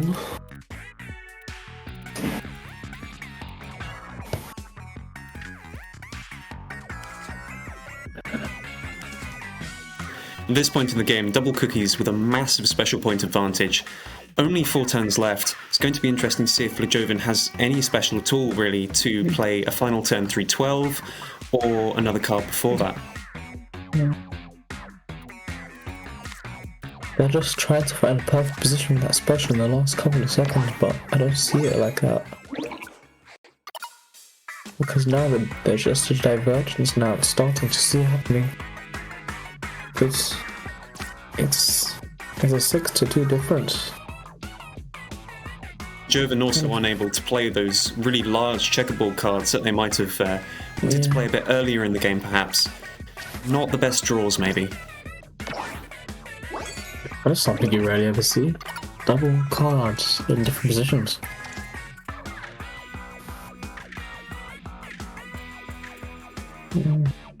There's a developing difference. Ljovynn has been able to get some special to not to put a brother in there. But I feel like they could have played a better card. Ljovynn restricted a little bit by having to activate 2 special points with this Undercover Brella in order to be able to play their Ink Storm on the final turn, restricting their options quite a lot. Yeah, they're just gonna have. They are just gonna be on a prayer now. They're gonna have to play. They're just gonna press A. Yeah, that does seem like. Yeah, they got the much better luck with the deck there. Yeah, Ljovynn Just unable had to to resign. set up those extra special tile for getting that final turn 312. Certified loss, but that is now 1-0 to DblCookies. And let's see what Ljovynn counterpicks. Oh wait, are we on counterpicks for this moment? I've confused myself. I believe we are. I haven't checked the map list. Oh yes, it's I think counterpicking. at this stage, yes, in this Yeah, stage of the tournament, I counterpicking. think it is. Yeah. Losers for round 8 and the finals, obviously. They're after the first map, they're all counterpicks. So we'll just have to see. From here, it seems like the decks are really limited. Interesting cards in this deck here, Octobomber and N-Perry. I know that there's a developing community feeling that these cards are quite underrated, but you still don't see a lot of them being played in these tournaments. Octobomber does seem like it's a decent card for the positioning, but it's not the best options you could have. But in comparison to, let's say, openers like Captain and Steelhead, but that's not really the best for this map, is it? You really want that on your harder maps like X-Mark, stuff like that, since that's where the best optimal chances are. Ljovynn seemingly playing much more defensively on this map compared to DblCookies, who's reaching right out with that Splat Charger. Yeah. Double is playing much more like they just want to make sure they can get into the base and just play like that. But they've decided to go the opposite way. They've decided to join in the... But it's just blitzed a wall. They've painted one side and forgotten the other. Because now, Ljovynn can just come in if it's not covered. Yeah. That's not enough to block it. Snatcher, a really unusual card there. Ljovynn still able to reach right past it, get into DblCookies' base here. Going to be interesting to see if DblCookies is able to block this advance at all, or whether or not they're going to focus on the left-hand side.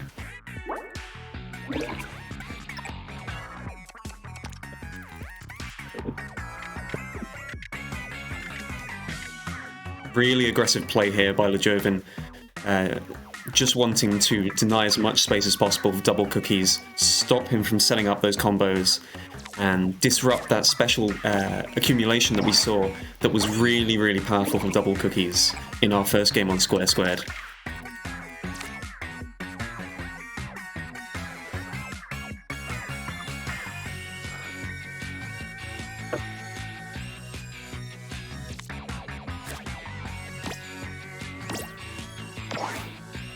What could be happening from here?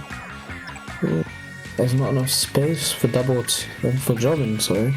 No space for Ljovynn to put their stuff in double base, but for double, there's not much chances for them. Because they're just being blocked off.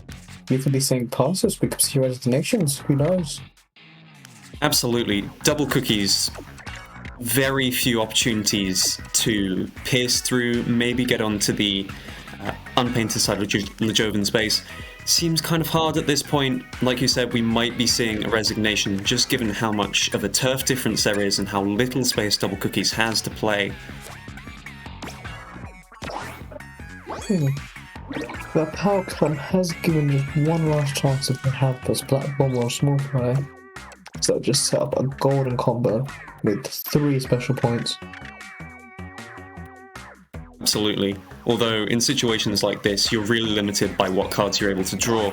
But luckily, DblCookies with that huge accumulation of special points. Beautiful. That is stunning. My prediction was wrong. I said 3, but it's 4. Going to be really interesting now to see if DblCookies is able to use those special points to effectively paint over the areas Ljovynn has. Can they rewrite their destiny? Can they save? It seems so. It seems so. 2 more turns. 2 more turns. That's all we have.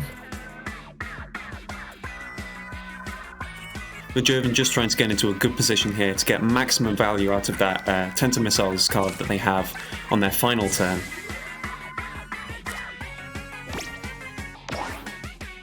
DblCookies electing to play their 312 on their second to last turn. Maybe they're running a double 312 deck. Not something we see very often, at least in Western Tableturf competitive.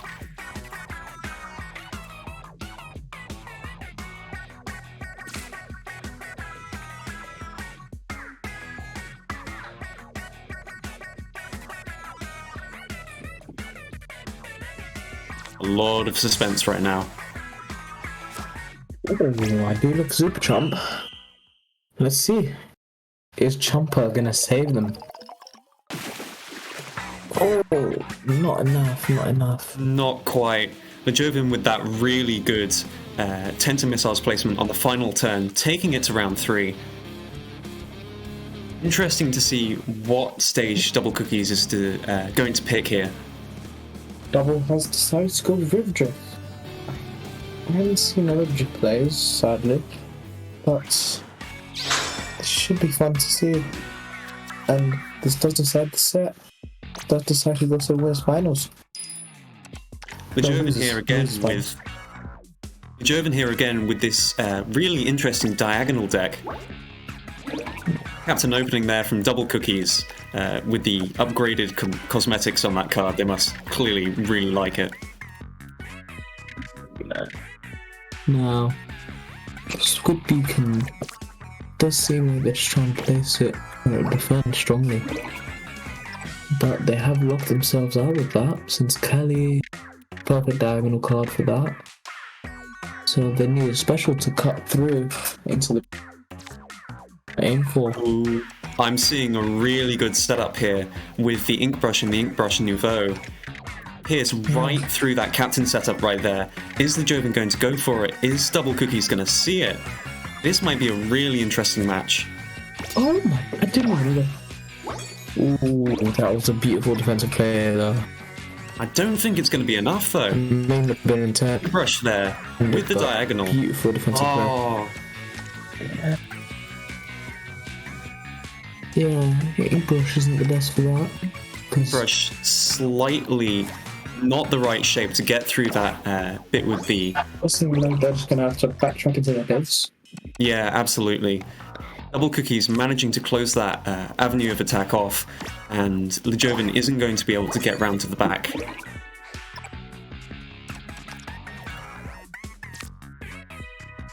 Looks like we're going to be seeing quite a standard River Drift game from here, where both sides try and accumulate special to pierce right up the middle towards the end of the game.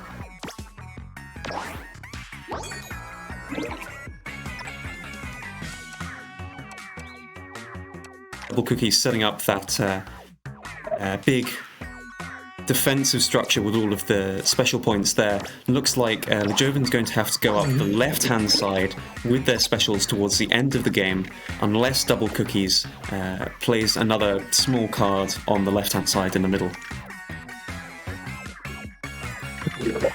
Like I've said, Ljovynn does have the lead because they've been able to fit so many cards, but if one special point could be a collapse, but I don't see it. There's so many rules. Special points provide all the rules. With that, An early special here, seemingly from Ljovynn. Interesting choice, actually. I think they're actually going to go with the Ink Brush play, but they might just go with it. They might just go with a special Ink Brush, but it's not on that list. It's not the card list. But that Really has, good combo set up right there with the Zinc. that has given them 3 special points if they play once they play that Zinc. That's given them 3 special points. And also, they're then going to be able to play the Steel Eel on that bottom left-hand side as well to get an additional one.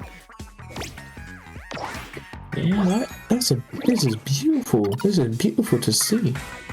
It's a massive back and forth with this game. Such aggressive strategies. Ljovynn managing to set up these really intricate combos. They are going to place that down, but I don't feel like it's worth it. Because I guess I'm wrong now. Since they can now, with those points that they have, they can set up a Stinger, and then they can set up a Wiper, or who knows. It's a lottery right now. It's a lottery of choice. Not really. Ljovynn It's an just- assortment of choice. Ljovynn there just showing us their plans for the final turn 312. Going to be interesting to see what special DblCookies decides to play this turn. Yeah. And this is beautiful, but I see the efforts. The effort is going well.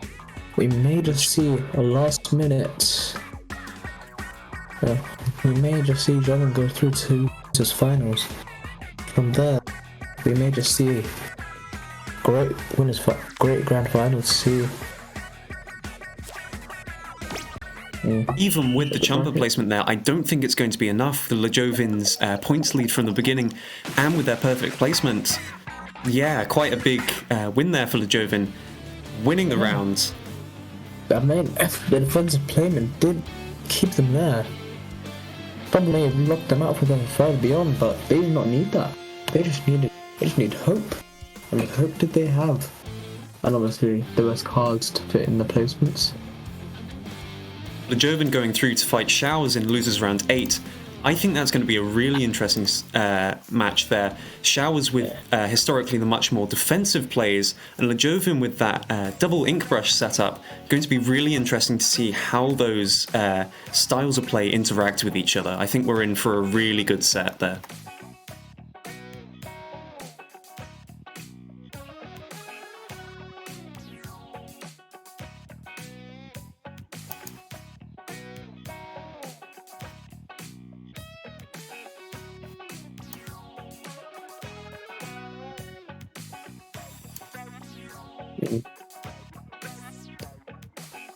I believe we're going to an ad break now.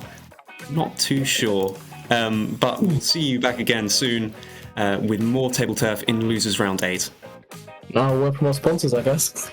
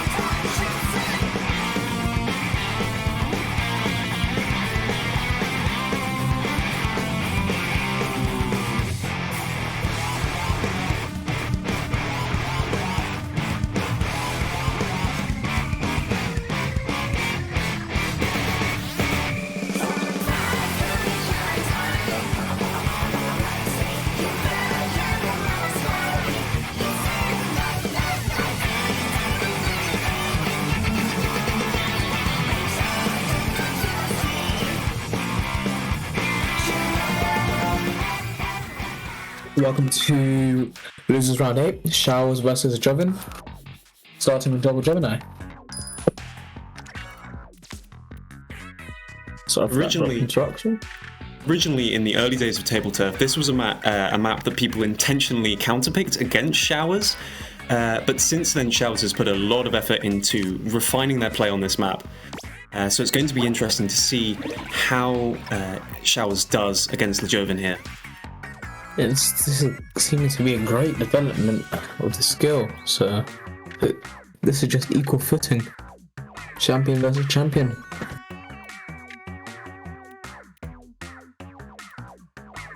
So we've just got to wait. We've just got to see. Ljovynn considering getting an early turn 2 special.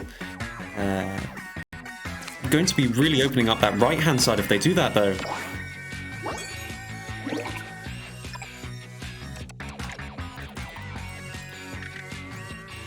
We're going to be seeing both players trying to reach around the side of their opponent. Maybe not. Ljovynn considering setting up the amped Octostamp there. Showers faced with the choice of either defending their top left flank or trying to pierce down through this bottom right to get at the area behind on the bottom left for Ljovynn here. Yeah.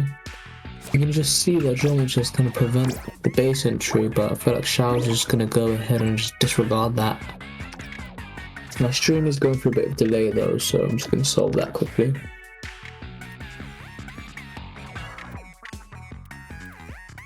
Ljovynn here trying to defend much more heavily on this bottom right hand side, not wanting to let Showers through that small hole that was generated there. Perhaps neglecting to exploit the advantage they have at the top left hand side.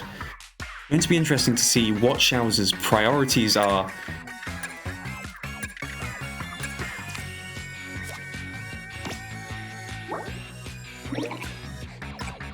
Instead, reaching through that tiny gap there, I didn't even see it. Showers now with a really good level of access to a lot of this stage right now.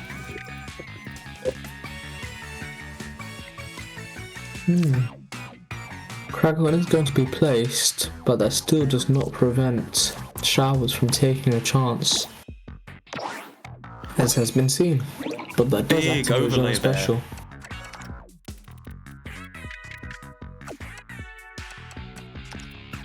Big overlay there. Showers able to predict seemingly what Ljovynn's play was there. This is going to be a beautiful thing to see. Ljovynn seemingly wanting to pierce through here with the sprinkler play. I wonder if Showers is going to be able to foresee this as well.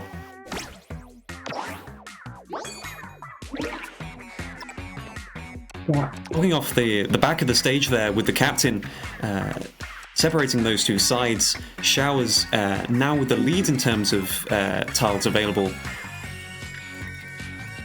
Yeah, it's just like it's a beautiful chance for something to happen. For example, so this is a chance for Ljovynn to just break into their base and just take everything they have, take everything. Showers has the lead, but will they be able to use it effectively? Will Showers do a home defense? We have to just wait and see. But that crack-on isn't enough to stop the co-op from just barging in, because they've still cornered it. It's cornered them in, but by much, not by much.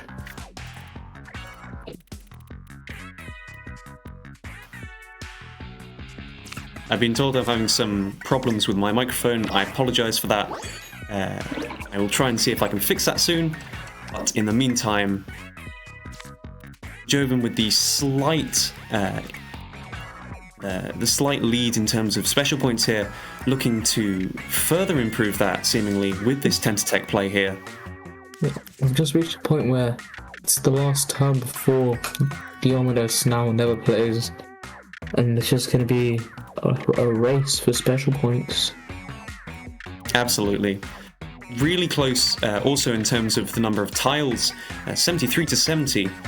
It's definitely anyone's game at this point, going into the final couple turns of the game. Will there be a stroke of luck? Will there be a chance? Anything can happen. But Showers has just increased the lead that they have over Ljovynn. Ooh, really good potential slosher deco play there. Going to be interesting to see if Ljovynn goes for that. I don't think they are. They're going to just try and break into the base, or could be wrong.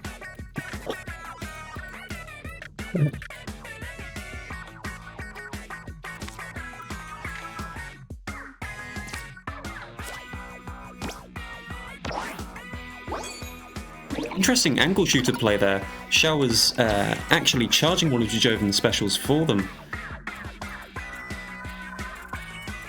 Seemingly wanting to use this merch card here as a special attack with 2 turns left. 2 turns left, 2 chances.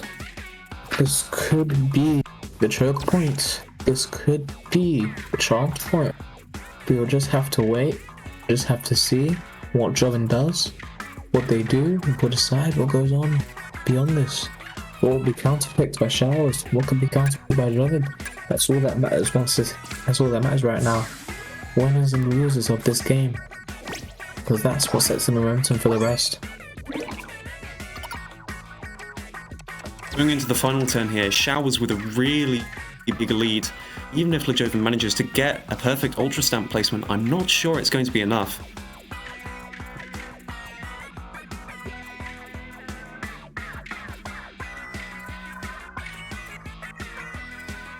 Really considering the placement of the Ultra Stamp here, trying to Ultra see Stamp is monumental. Will be deciding the winner and the loser. Decides who wins, decides who loses. We'll just have to see. We'll just have to take the chance. That's what they want. But the Brilliant Strike, the Ultra Stamp. This is going to be a decider. But Showers has kept on the lead, a massive lead at that. It's now 1-0 in this best of 5.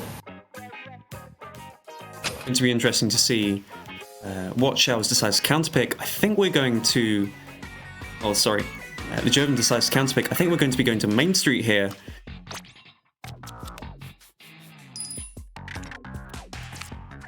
Interesting DJ Octavio opening here.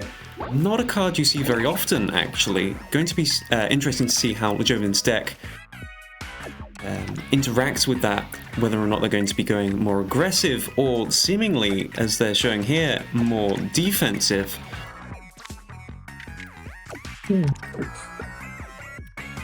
Yeah, Showers does seem like they've placed that tri-string in a perfect position to just come on marching down, and they've done that with the Mudmouth. Obviously, there's not any wall positioning yet, so Ljovynn's going to take that chance, going to wall any opportunity that Shower may choose to break through and build a wall. And they've decided to do that.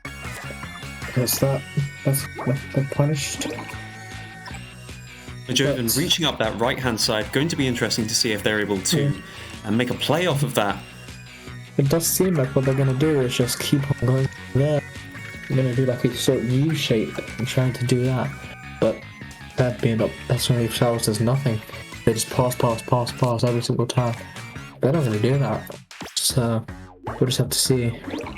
Showers really locking off that right-hand side, making it very hard for Ljovynn to make any play up there. Looks like Ljovynn's going to be focusing more on building up combos in the back, bottom half of their turf.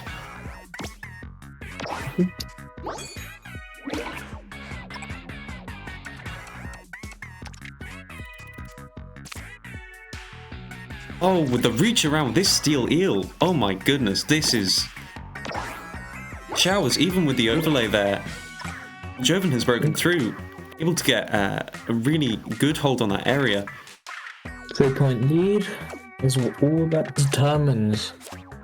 Because if Showers does take those 3 points, but if they do in the next 2, that does set them through to the grand finals.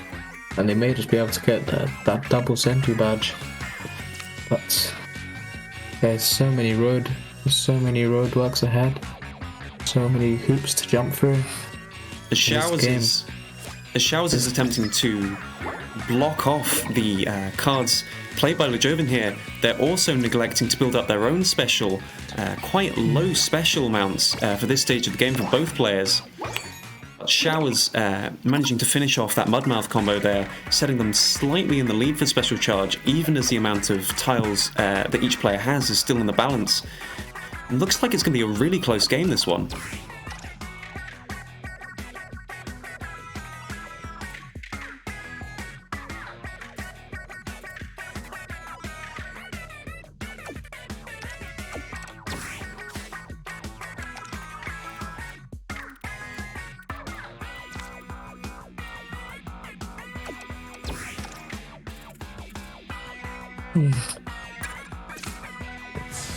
The lead has been conceded to Ljovynn now, but it doesn't seem like there's going to be a long lead to hold on to. Showers only with 2 points going into the final turn, not able to play their 3-12. Maybe that was a misplay. But this may just be Ljovynn may just donate the charge. They may just do that, but very unlikely. But yeah, they've had to pass. How many times do you see that from Showers? Absolutely, not often at all. Ljovynn deciding to use their final turn to play that end parry there. Perfect spot for the combo. Big shame that they drew it on the last turn. Showers also with 3 special points there, able to play their triple ink strike. Will it be enough though? I don't think an ink strike can be enough. Yep, 1-1 in the set.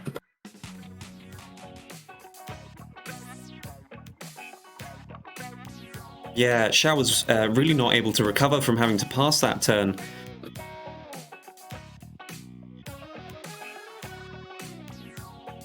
Going into turn 3, game 3, sorry, definitely anyone's game. What are we gonna have? Squared.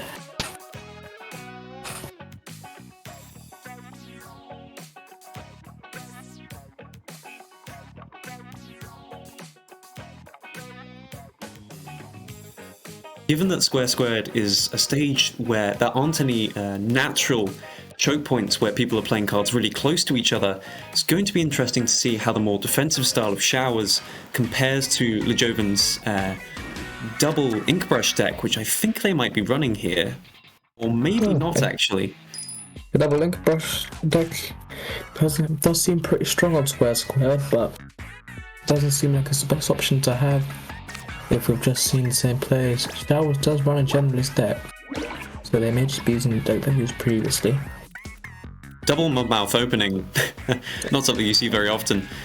Someone has to have a screenshot of that, I beg. Oh, I'd love to see that.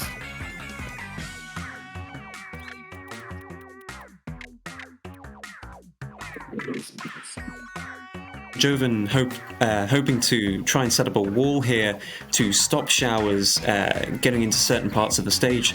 Interesting to see if that's going to be effective or whether or not Showers is going to be able to arc over the top left-hand side or just go straight through with a pierce.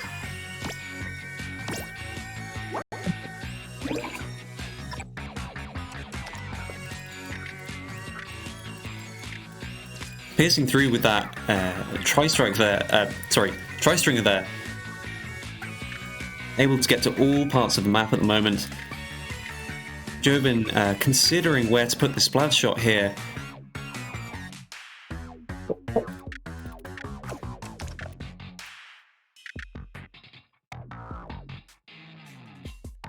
Maybe hoping to cordon off this bottom part of the map. Able to overlay with the special point there to get their own special, but Showers with a big match of tiles there. The whip has just sliced through that crack-on though, but that doesn't really matter since... No, that does matter. They've just countered out the special point that they could have gotten. That would have been monumental in the shift, even this early in the game.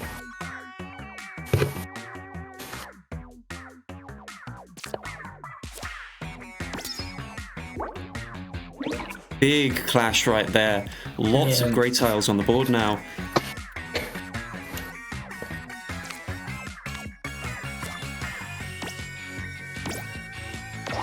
Ljovynn again able to cancel out that special point. Showers no special at all in this game, but lots of vulnerable tiles that Ljovynn can play their own special over later in the match. Yeah, it doesn't seem like it's going to be the best chances that we've had. This may just have to be the departure. This may just have to be the one thing you'd never wish to see. Lots of special being charged this turn. Showers with the play in the bottom left-hand corner of the map.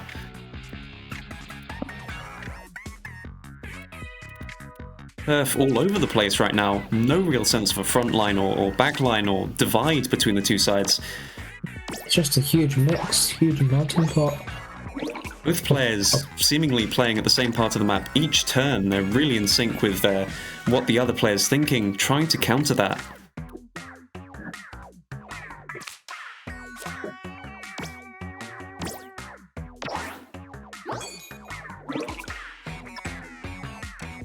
Even with quite an equal number of tiles on either side, Ljovynn with a huge special lead.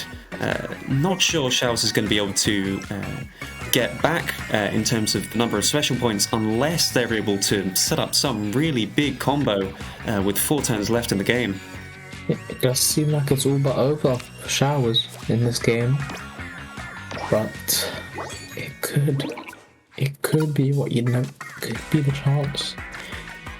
If they have just one singular sword, they just need a split suction bomb so they could get them an additional 3 special points.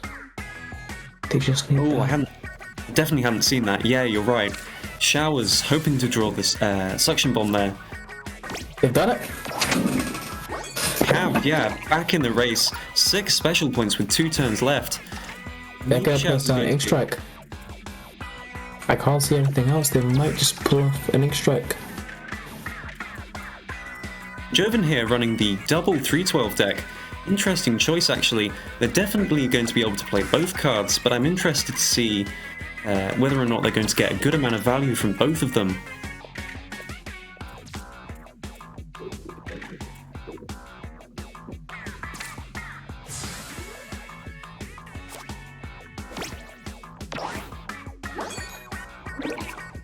Showers, on the other hand, electing to play quite an interesting Splat Charger there, getting another point of special.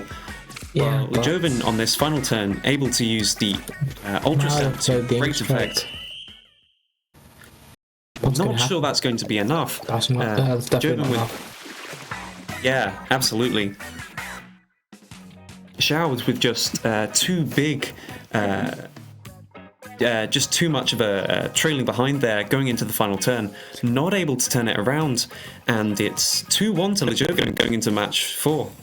Yeah, losing to a map where you counterpick isn't the best feeling in the world.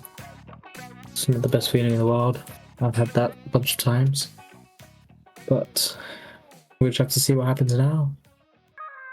They've gone with River Drift. Showers has gone with River Drift. This is a point. If Ljovynn wins this, they go through to the winners finals. If Showers wins this, it's all square. So this is a monumental. This is the monumental match. Ljovynn electing again to use this quite diagonal deck that we saw earlier with the 2 ink brushes, using this steel eel healer to take a really aggressive position. Going to be interesting to see how Showers decides to play this. With that Splat Roller opening, they might not have drawn the best starting hand.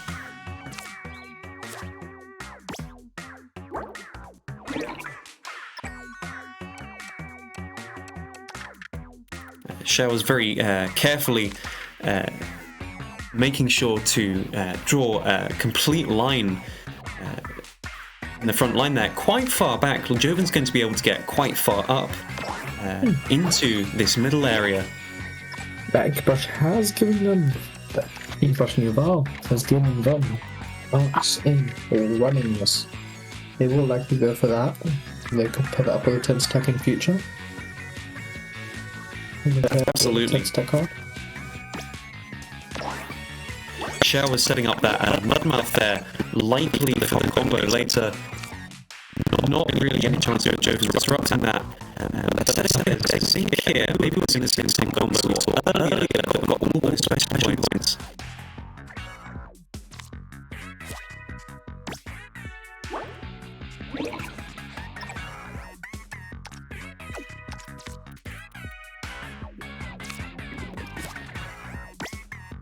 Let's see.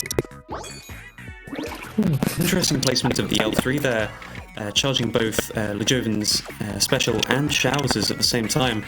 Yeah, Ljovynn. Oh, that's a mega combo there. 3 in 1 turn. 6 special points with 5 turns left, and they're about to do it another. again.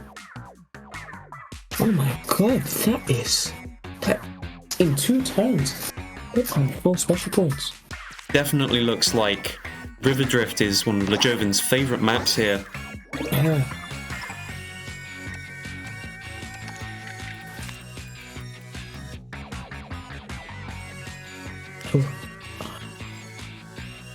I wouldn't recommend that as a placement, but that Crackon does give strong strength. Yeah. I'm gonna be honest with you, I just see them going hard placed with specials now. They're just gonna Yeah, keep...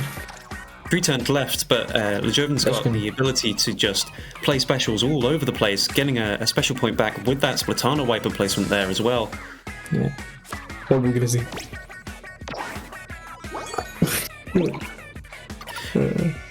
Both players reaching out into their opponent's side of the stage there.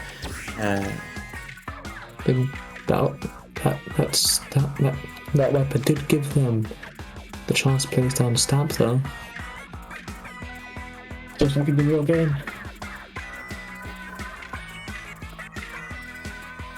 They played the wiper well, or they played the stamp well. They've only got 15 seconds to make their decision.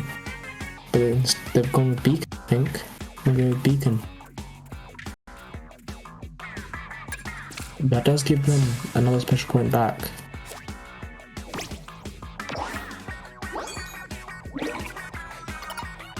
Yeah, now I see them going through with stamp. Since now they can just conveniently place it there. Ljovynn also with a quite a big tile lead going into this final round. Even with the suboptimal placement of Ultra Stamp that they're doing there, I'm not sure Showers is going to be able to get their perfect triple ink strike placement.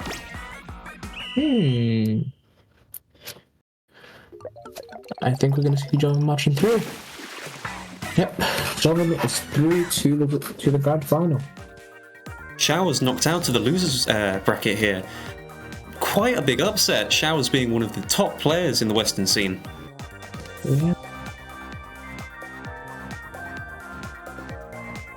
So sad to say it, but with all wholeheartedness, Showers hasn't been the best they've been previously. Really close games there though. Yeah. Really held in the balance right until the end. All 4 of them, I think. I am probably going to alienate a few people here who do not watch football from the Premier League, but this feels like a downfall of the clubs like Liverpool and Chelsea, who were playing so so well previously, but now they've just fallen far from where they used to be. So, I mean, just got to see, will they be able to pick back up from where they were? Will they be able to get up? I really do hope they do. They are one of the best players in the scene, and they can keep that going. They can definitely keep it going. Looks like we're going to be going quite soon into Ljovynn versus 90 in our finals here. Ljovynn with a double elimination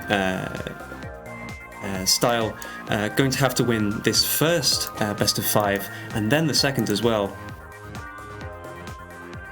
But that's going to be after an ad break. We'll be back soon and hope to see you there.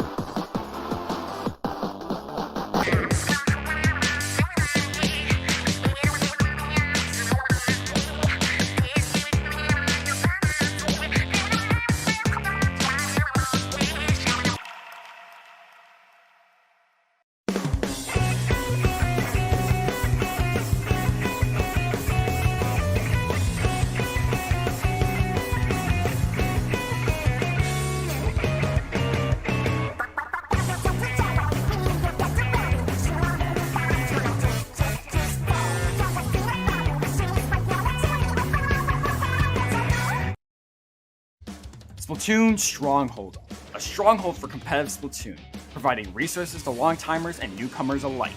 If you're new to the competitive scene or still figuring out how to join, we have a getting started guide and plenty of other resources to help you in your journey. If you are a seasoned veteran, we still have plenty to offer. You can find and join tournaments as well as participate in our Captain Forum and find free agents and teams. Our mission is to make competitive Splatoon easily accessible to everyone. So what are you waiting for? Join the Splatoon Stronghold today!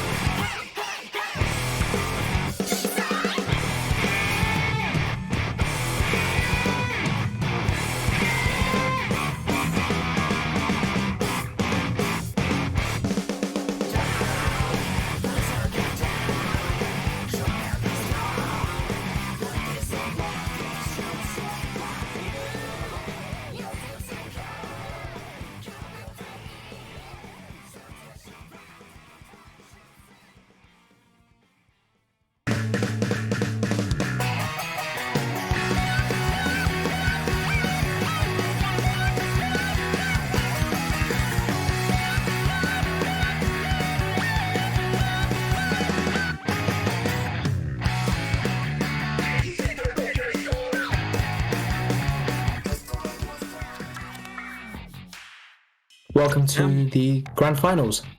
We're facing 90 versus Ljovynn, both great players, so this will be a very good battle. Starting on Main Street. Ljovynn here coming out with the DJ Octavio opening like we saw previously. Going to be interesting to see if they play the captain straight off of this. Two really big cards reaching right into the middle of the stage here.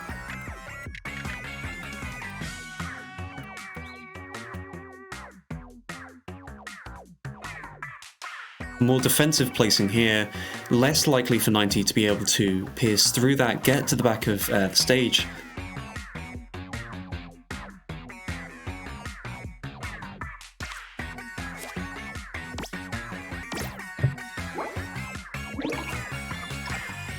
Very aggressive dynamo placement there. Going to be interesting to again see how Ljovynn reacts to that and how 90 builds off of this placement.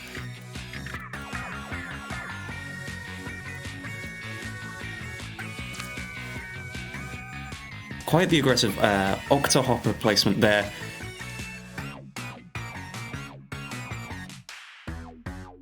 '90 kind of thwarted in their attempts to push back. Will they decide to go for a defensive placement, or are they going to try and meet it like that? Big Swig has given a chance, but it will be dependent on... I forgot about diagnosed. Yeah, let's go up golden opportunity. Special point and breaking further into 90's side of the stage. This is quite a good play for Ljovynn here. 90 maybe on the back foot in this early stage of the game.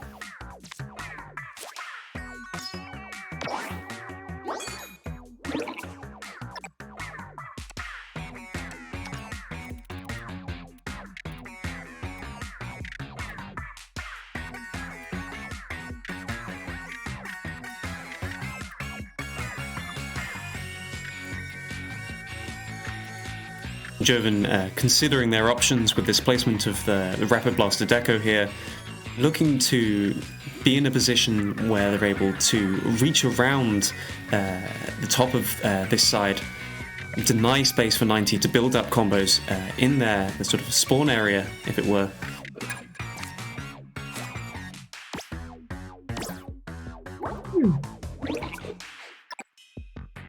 That double Rapid Blaster though has given something, but they have walled off. And he has walled off any chance to go further right, left. Ljovynn electing to set up their end parry combo in the bottom left-hand corner, while 90 deciding to play their Ultra Stamp, their 312, as a normal card, unspecialed here. Interesting decision. If we could see 90's view, we might see that they're having some bad draws right now. So, let's see from here. Oh, an unfortunate pass there from 90. Things really aren't looking good here. Not a lot of space to play at all. 4 turns left, so they're not really able to use specials. Oh, both players passing. Madness on the turf. That has given Ljovynn just a slight inch of better pastures though. So it has given them Clash Neo. And with this Clash Neo, they're going to be able to get 2 specials this turn, which is going to put them in a good position going into the final 2 turns of the game. Interesting to see what 90 is going to be able to do here with that lack of space. Well, they'll probably have to place down 312 special. Because that's the only chance they have of knocking or breaking the door. Yeah, they haven't been able to do that either. Are they gonna go another pass here? Really not 90's game right now. Are they gonna go with a 5 wide card and try and see their luck? Are they going to do something different? It's really just in Ljovynn's hands. Will they slip? Will they let it slip? I don't see what like to. Or if they let it slip. Ljovynn completing their combo in the bottom left-hand corner there. Getting all of those special, not really able to use all of it. It's just an unfortunate part of the random draws in this game. Yeah, we do see a resignation from 90. Didn't really look like they were going to be able to bring it together at the end of that game. Quite a really decisive game in Ljovynn's favour in the finals here. Going into game 2, I wonder what stage 90 is going to counterpick here.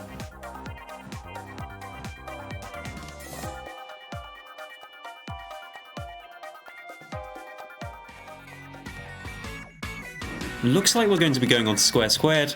Ljovynn with their diagonal checkerboard deck that we saw a little bit earlier, opening with the alternate big man, reaching right into the center of the stage here. Got lots of good angles to play their checkerboard cards here. If they're able to get this set up, it's a really good guaranteed combo, good use of space. But if it gets overlaid, countered by 90, then it's going to end up just being a bit of a mess.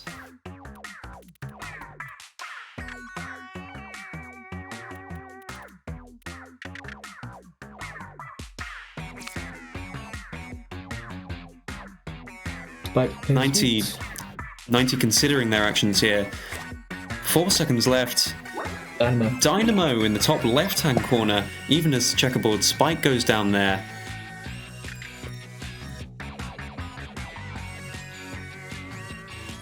Defensive captain placement here, setting up possibly a combo for later in the game.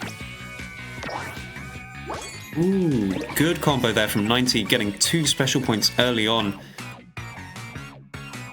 Well, Ljovynn able to reach in through there using the Octobrush. These diagonal cards don't see a lot of play, but Ljovynn's using Octobrush, Inkbrush, and Inkbrush Nouveau, I think, in this deck.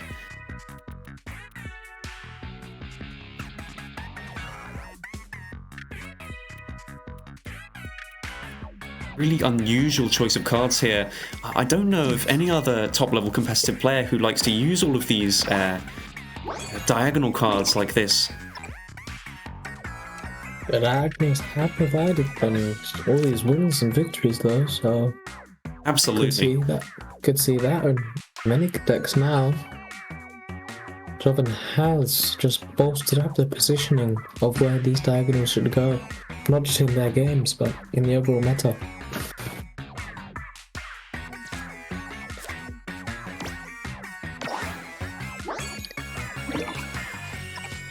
Even with their 3-tile lead at the moment, 90 is sitting in quite a good position with the 4 special points here. Going to be... Well, we'll see if Ljovynn is able to get a good number of special points with this deck. At the moment, it looks like they're struggling to be in a position to get those special points for the late stage of the game. The angle shooter, could they do it in future? Does seem like it's a good placement though.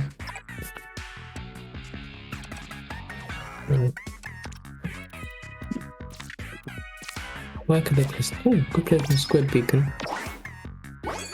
Getting a clash there. 90 furthering their special point lead. I think that was a golden opportunity though, because they've just gotten 2 special points out of that, maybe even 3. I think we need a replay on that. But they are now level on points. But Ljovynn deciding to use the Amped Octastamp here to get a special point, also leaving a space for a Tentatek maybe later in the game to get another 2 special points there. Where 90 decides to go in the game from here, kind of up in the air, not a huge number of big spaces.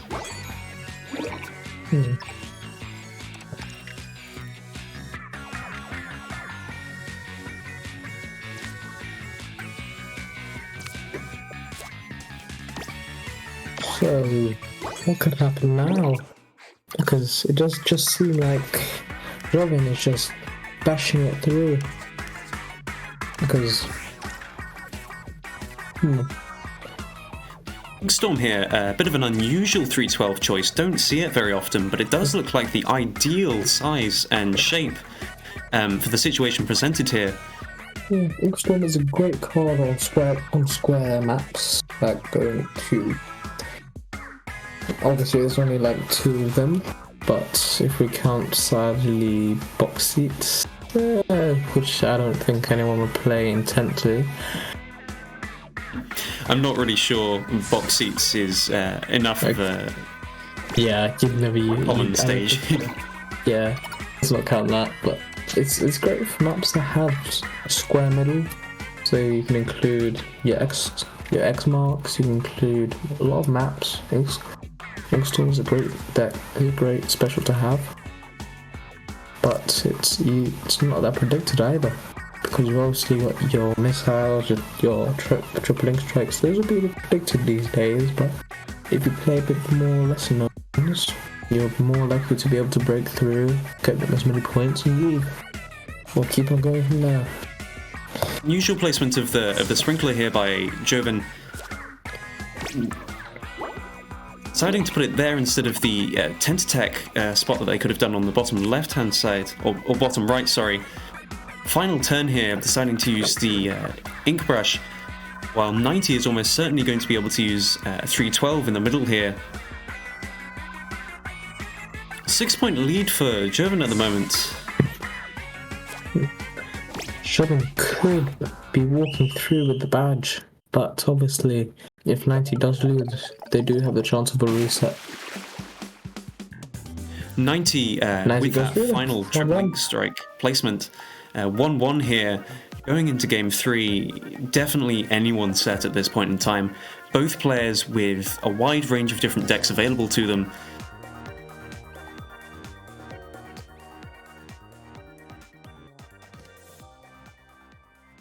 Looks like we're going to be seeing Thunderpoint here for game 3.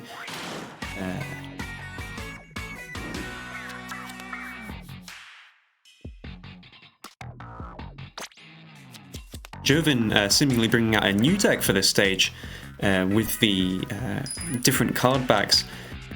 Opening with DJ Octavio here, reaching right out into the middle of the stage here.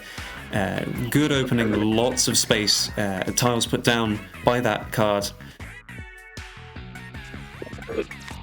We'll wait to see what 90 is playing here.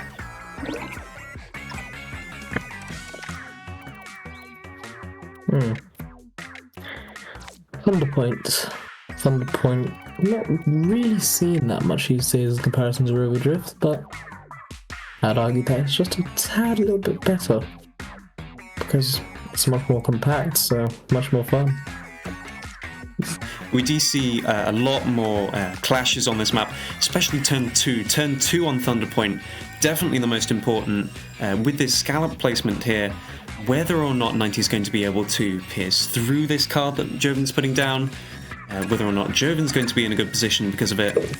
Seeing this really, really aggressive placement here. Big clash, and it looks like 90 is in the best position that they could be after that.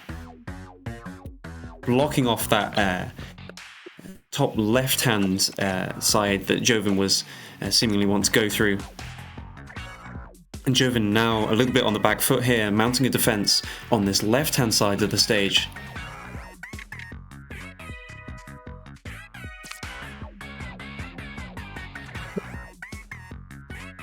Only 1 point separates Ljovynn and 90, but I'd argue that Ljovynn could be the one with much more opportune chances. Ooh, 90 trying to pierce through there, but the equal-sized cards causing some grey tiles there. A clash that stops 90 from getting through.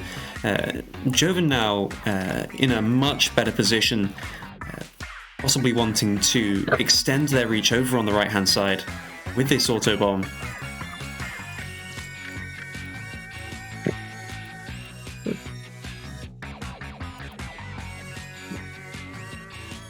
Look, I think we're going to be seeing cards played over on this right-hand side here at the bottom. Possibly a clash. No clash? But there was a clash last time. I guess that counts, maybe.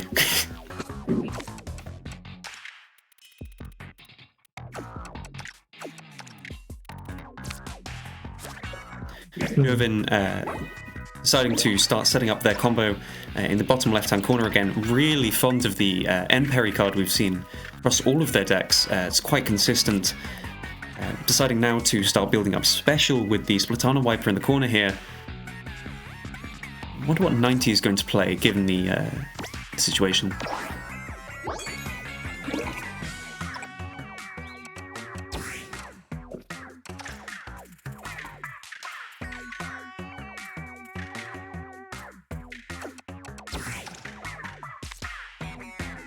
Looks like Ljovynn's going to attempt to pierce here, actually. It could be very good if 90 decides not to play a card in the top right-hand corner. They do set up the crack on there. It's going to massively reduce the effectiveness of that pierce by Ljovynn.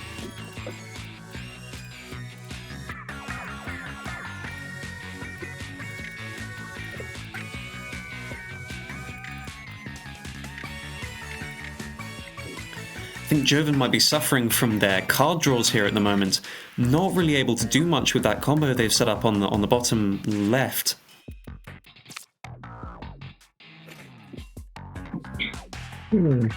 Well, I'll tell you one thing about this. It doesn't seem like Ljovynn's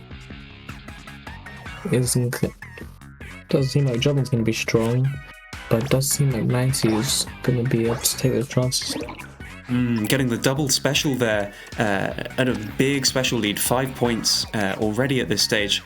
Ljovynn having to pass here, not in a good position, even though they were able to play their Octobomber this turn. I'm not sure if they realised that.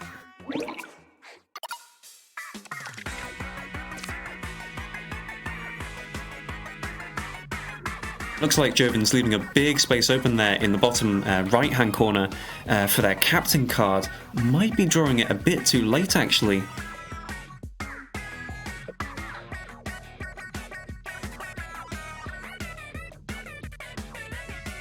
It's going to be interesting to see if 90 starts going in with the special cards here.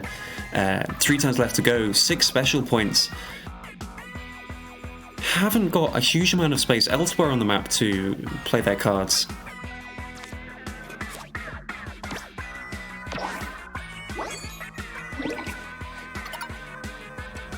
Ljovynn finally managing to play their captain. Huge special here. That's 1, 2, 3, 4, 5 special gained on this one turn using this one card. Wait a minute. On equal footing with 90 here. It's 6.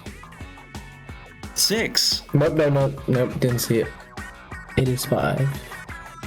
This might be the single biggest accumulation of special I've seen on a single turn ever. This is amazing, frankly.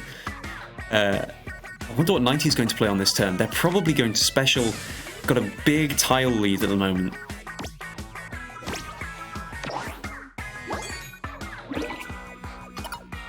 Ljovynn with a pretty huge lead, 105 to 77. Ljovynn sadly giving up, even with that amazing captain placement there. You really hate to see it. You really hate to see that poor draw kind of order of drawing cards. Sometimes you've just got the best combo in the world, but you don't get the right card draws, and you can't use those special points. They just come too late in the game. So that game's going to be going to 90, going into game 4 here on Lakefront Property. Not a stage I think we've seen Ljovynn play on before, so it's going to be interesting to see what they do.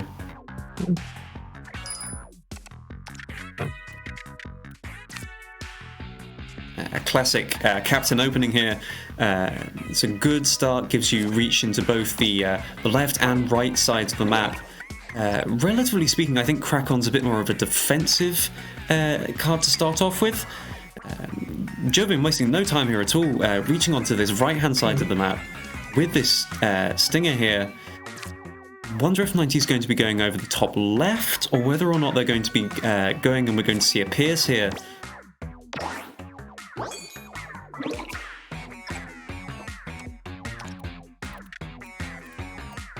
Doesn't seem like 90 is going to be in control if his tempo is kept up. Yeah, I think we're going to be seeing early stage of Lakefront, both players trying to reach around the central block there, trying to stop each other from getting past the lines they're trying to draw. 90 there, able to get another special point early in the game and 2 special points ahead, but both players are more or less tied in terms of the number of tiles they have, but it's still anyone's game at this stage. No big pierces or reaching around, even though Ljovynn might be trying to get up and behind this Moors card that 90's played here. Not sure they're going to have the reach.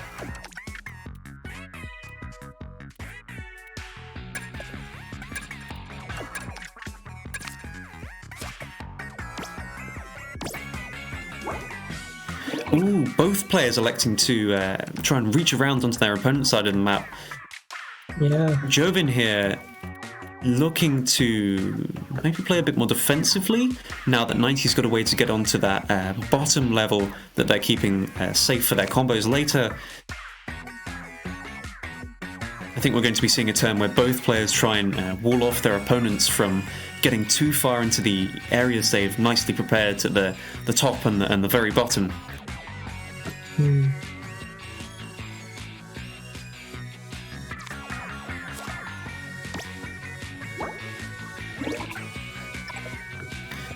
Ooh, okay. 90 instead trying to get into that space there, but not really being able to get too far now that Ljovynn's blocked up that bit of the map.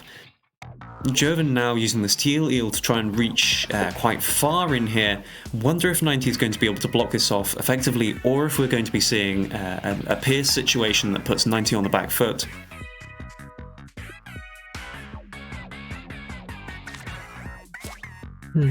What could happen here? That could happen. Good Pierce by Ljovynn there.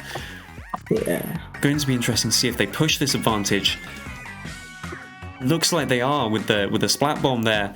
90 having to deal with this problem in order to put any combos at all up in this top right hand corner.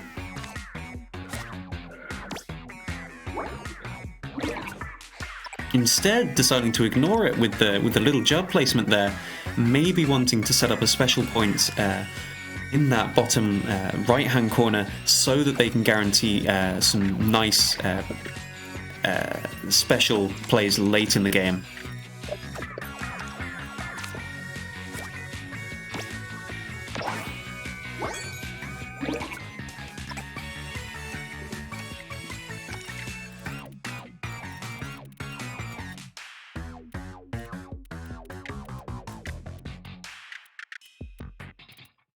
Ljovynn sort of lacking options right now, deciding where they're going to place their splat bomb here to get the maximum effectiveness, deciding on this part of the middle right hand side in that corner there, unfortunately depriving themselves of two potential special points with those two tiles there, but also stopping 90 from getting one on their own.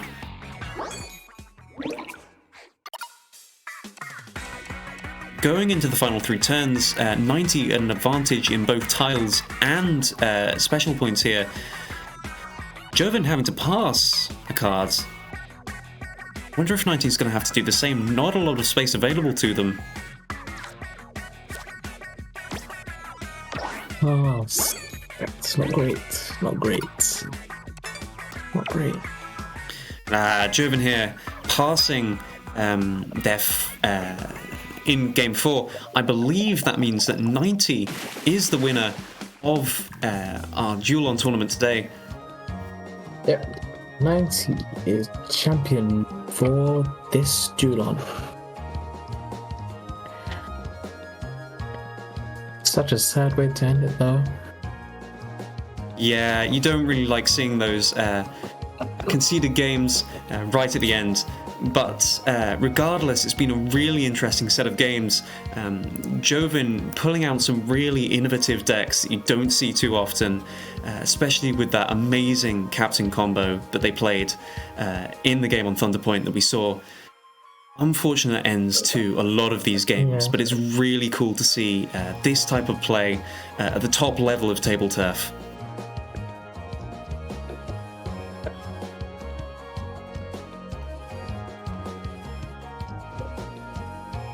With that, I believe we might be towards the end of our stream. Thank you very much, everyone, for watching. I hope you've enjoyed watching this stream as much as I've enjoyed commentating it. I'm sure my fellow commentators will feel the same way.